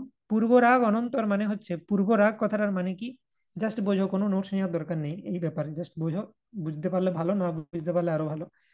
তো পূর্বরাগ মানে হচ্ছে যে অ্যাটাচমেন্ট প্রায়র টু মিটিং, অর্থাৎ যখন গোপীরা কৃষ্ণের সাথে মিলন হতে যাচ্ছে তার আগে গোপীদের হৃদয়ে একটা তীব্র অ্যাটাচমেন্ট থাকে, আমি কৃষ্ণের সাথে মিলন করতে যাচ্ছি। তো সেটাকে বলা হয় পূর্ব রাগ, মিলন হওয়ার আগে তার যে অ্যাটাচমেন্ট। তো পূর্ব রাগ অনন্তর মানে তারপরে তার যখন মিলন হয় তখন যে রেসপন্সটা, সেটাকে বলা হচ্ছে সংক্ষিপ্ত বা পূর্ব রাগ অনন্তর। নেক্সট হচ্ছে সংকীর্ণ বা মান অনন্তর। সংকীর্ণ মানে কমে যায়, ভেতরে যার অনেক প্রেম আছে কৃষ্ণের জন্য, কিন্তু বাহ্যিকভাবে সে সেই প্রেমটাকে পুরোটা প্রকাশ করছে না, সংকীর্ণ রূপে সেটাকে ক্রোধ হিসাবে প্রকাশ করছে, সেটাকে বলে মান অনন্তর। সম্পন্ন মানে হচ্ছে প্রবাস অনন্তর, মানে যখন ভক্ত কৃষ্ণের থেকে একটু দূরে চলে যায়, তারপরে কৃষ্ণ কৃষ্ণ একটু দূরে চলে গেছিল, তারপরে আবার সেই ভক্তের সাথে দেখা হয়েছে, তখন সেই ভক্তের যে রেসপন্স, তুমি কোথায় চলে গেলে, তোমাকে ছাড়া আমি থাকতে পারছিলাম না, সেটাকে বলা হয় প্রবাস অনন্তর। আর সমৃদ্ধিমান মানে সুদূর প্রবাস অনন্তর, অনেকদিন কৃষ্ণের সাথে তার দেখা হয়নি, তারপরে দেখা হয়েছে, সেটাকে বলা হচ্ছে সমৃদ্ধিমান। এই 4 ধরনের সম্ভব মেন। বিপ্রলম্ব মানে সেপারেশন, সেপারেশনের 4 রকমের ভাগ রয়েছে: পূর্বরাগ, মান, প্রবাস এবং প্রেম বৈচিত্র্য। পূর্বরাগ মানে হচ্ছে যে অ্যাটাচমেন্ট, মানে তখন দেখো সম্ভোগ মানে দেখা হওয়া, বিপ্রলম্ব মানে সেপারেশন। তো সেপারেশনের পূর্বরাগ মানে হচ্ছে কৃষ্ণের সাথে দেখা হয়নি, তার আগে আমি বাড়িতে বসে যে কৃষ্ণের কথা ভাবছি, যে কৃষ্ণের সাথে দেখা হবে, সেটা হচ্ছে বিপ্রলম্ব পূর্বরাগ। বিপ্রলম্ব মান মানে কৃষ্ণের সাথে দেখা হয়নি, দূর থেকে আমি রেগে বসে আছি কৃষ্ণের জন্য, যেমন রাধারানী রেগে বসে আছেন যে কৃষ্ণ আমার কুঞ্জে এলো না, অন্য কারো কুঞ্জে গিয়ে বসে আছে, তো তিনি রেগে আছেন, মান আছে, কিন্তু কৃষ্ণের সাথে দেখা হয়নি। এরপরে কৃষ্ণ যখন আসবেন তখন সেটা মান অনন্তরে পরিণত হবে, মান করেছিলাম, এবার কৃষ্ণের সাথে দেখা হয়েছে, এবার কৃষ্ণের কপালে দুঃখ আছে, তো সেটা হচ্ছে মান অনন্ত। প্রবাস মানে কৃষ্ণ যখন প্রবাসে রয়েছে, ভক্ত তার সাথে দূরে রয়েছে তার থেকে, বিপ্রলম্ব প্রবাসে থাকা অবস্থায়, সেটাকে বলা হচ্ছে প্রবাস বিপ্রলম্ব। আর প্রেম বৈচিত্র্য মানে হচ্ছে কৃষ্ণ ভক্তের সাথেই আছে, কিন্তু সব সময় একটা ভয় যে আমি কৃষ্ণকে হারিয়ে ফেলবো। দ্বারকার যে মহিষীরা তাদের মধ্যে এটা হয়। সো বিপ্রলম্বের প্রথম তিনটে পূর্বরাগ, মান এবং প্রবাস ব্রজের গোপীদের মধ্যে দেখা যায়। আর দ্বারকার কুইন্সদের মধ্যে কি দেখা যায়, কৃষ্ণ তাদের সঙ্গে আছে কিন্তু মনে মনে তারা যেন সবসময় সেপারেশনের ভয় তাদের, যে এই কৃষ্ণ সবসময় বৃন্দাবনের কথা বলছে, যদি আমাদের ছেড়ে বৃন্দাবনে চলে যায় তাহলে কি হবে। সেইটা হচ্ছে দ্বারকার কুইন্সদের ফিলিং। তো আশা করি সিম্পল টার্মসে জিনিসগুলো বোঝা গেছে, কমপ্লেক্স টার্মসে বোঝার চেষ্টা আমরা করবো না। তো বিপ্রলম্ব চতুর্বিধ পূর্বরাগমান প্রবাসাক্ষ আর প্রেম বৈচিত্র্য আখ্যান। তো সেগুলো আমরা দেখলাম কি কি জিনিস। রাধিকা দে পূর্বরাগ প্রসিদ্ধ প্রবাস, প্রবাস মানে প্রেম বৈচিত্র্য শ্রী দশমে মহিষী গণ্যে। তো রাধিকা আদি যারা গোপী রয়েছেন, পূর্বরাগ, প্রবাস এবং মান এই তিনটে তাদের মধ্যে দেখা যায়। আর প্রেম বৈচিত্র্যটা দেখা যায় দ্বারকার কুইন্সদের মধ্যে। ঠিক আছে, তার এক্সাম্পল দেওয়া হচ্ছে দ্বারকার মহিষীরা, তারা কুররি পাখিকে জিজ্ঞেস করছেন যে এখন গভীর রাত্রি, কৃষ্ণ অচেতন হয়ে আছেন, আর তোমার নিদ্রা না থাকায় তুমি কেবল ঘুমিয়ে বিলাপ করছো, তুমি কি আমাদের মতো পদ্মনয়ন শ্রীকৃষ্ণের হাস্য এবং উদার লীলা দর্শন করে তার প্রতি আকৃষ্ট হয়ে এভাবে আচরণ করছো। মানে দ্বারকার মহিষীরা মাঝরাতে তাদের চোখে ঘুম নাই, কৃষ্ণ ঘুমাচ্ছেন, তারা উঠে কুররি পাখিকে জিজ্ঞেস করছে তুমি কি আমার মতোই, তোমারও কি দুঃখ সেজন্য তুমি ঘুমাওনি। তো দ্বারকার মহিষীরা ঘুমায়নি কেন, কারণ তারা সবসময় ভাবছে কৃষ্ণ যদি চলে যায়, কৃষ্ণ শুয়ে থাকতে থাকতে ক্রন্দন করছেন, ব্রজের কথা বলছেন, এগুলো শুনে তাদের মনে ভয়ের সৃষ্টি হয় যে কৃষ্ণ যদি চলে যান আমাদেরকে ছেড়ে। এইরকম ভক্ত আত্মবৎ মন্যতে জগৎ, সে নিজে কৃষ্ণের কে হারানোর ভয়ে ভীত, সে মনে করছে জগতে সবাই কৃষ্ণকে হারানোর ভয়ে ভীত। সে কুররি পাখিকে জিজ্ঞেস করছে তুমিও কি কৃষ্ণকে হারানোর ভয়ে ভীত, সেজন্য ঘুমাওনি তাই তো। এইরকম ফিলিংস হচ্ছে দ্বারকার মহিষীদের। তো এই সেকশনটা আমরা কমপ্লিট করলাম। হ্যাঁ, প্রয়োজন তত্ত্বের ভাবের বিভিন্ন লক্ষণ, প্রেমের বিভিন্ন লক্ষণ, তার বিভিন্ন বৈচিত্র্য, তার বিভিন্ন ডিভিশন আলোচনা করলাম। নেক্সট সেকশন যেটা, সেটা হচ্ছে কৃষ্ণের বিভিন্ন গুণাবলী, 64টি গুণাবলীর বর্ণনা রয়েছে, সেটা আমরা পরের দিন আলোচনা করব। ওকে, শ্রী চৈতন্য চরিতামৃত কি যায়, শ্রীল প্রভুপাদ কি যায়। Okay, now let us take some questions. Chat বক্সে কিছু কোয়েশ্চেন এসেছে। বিজ্ঞেহ মানে কি? বিজ্ঞেহ মানে হচ্ছে বিজ্ঞ, বিজ্ঞ ব্যক্তি মানে হচ্ছে যার অনেক নলেজ রয়েছে শাস্ত্রে। বৈষ্ণবের ক্রিয়া মুদ্রা বিজ্ঞে না বুঝায়, মানে বিজ্ঞ লোক পর্যন্ত বুঝতে পারে না। মহাভাবী প্রেম নয়, ভাব প্রগাঢ় হচ্ছে যখন। হ্যাঁ, মহাভাব আর প্রেমের মধ্যে কি সম্পর্ক? ভাবের পরবর্তী স্তর হচ্ছে, ও আচ্ছা, তোমার যে কোয়েশ্চেনটা সেটা বেসিক্যালি দুটো ভাব রয়েছে, যেটা তুমি দেখো, প্রেমের আগে একটা ভাব রয়েছে, প্রেমের পরে আরেকটা ভাব রয়েছে। সেটা যদি দেখো তাহলে এই জিনিসটা ক্লিয়ার হয়ে যাবে। তো এই যে আমরা দেখছি প্রেম, প্রেমের পরবর্তী, প্রেমের আগে অ্যাকচুয়ালি আরো 9টা লেভেল রয়েছে। সেটা হচ্ছে শ্রদ্ধা, সাধু সঙ্গ, ভজন ক্রিয়া, অনর্থ নিবৃত্তি, নিষ্ঠা, রুচি, আসক্তি, ভাব, প্রেম। প্রেমের পরে আবার আছে স্নেহ, মান, প্রণয়, রাগ, অনুরাগ, ভাব, মহাভাব। তো একটা ভাব আছে প্রেমের পরে, একটা ভাব আছে প্রেমের আগে।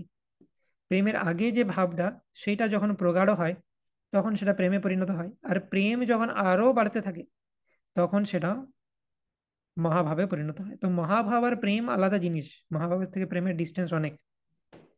প্রেমের পরবর্তী ভাব যখন ম্যাচিওর হয় তখন সেটা মহাভাবে পরিণত হয়, প্রেমের পূর্ববর্তী ভাব যখন ম্যাচিওর হয় তখন সেটা প্রেমে পরিণত হয়। ওকে, রঘুপতি প্রভু, সৌভিক প্রভু। হরে কৃষ্ণ প্রভু, ধন্যবাদ, প্রণাম। হরে কৃষ্ণ। আহ, প্রভু বলছি যে অনুভবটার মধ্যে আপনি একটা এক্সাম্পল দিয়েছিলেন লালাকরণ হয়, তো হুম, ওটা কি করে আপনার মানে বাহ্যিক হচ্ছে, মানে ওটা কি করে ইচ্ছাকৃত ভাবে হচ্ছে?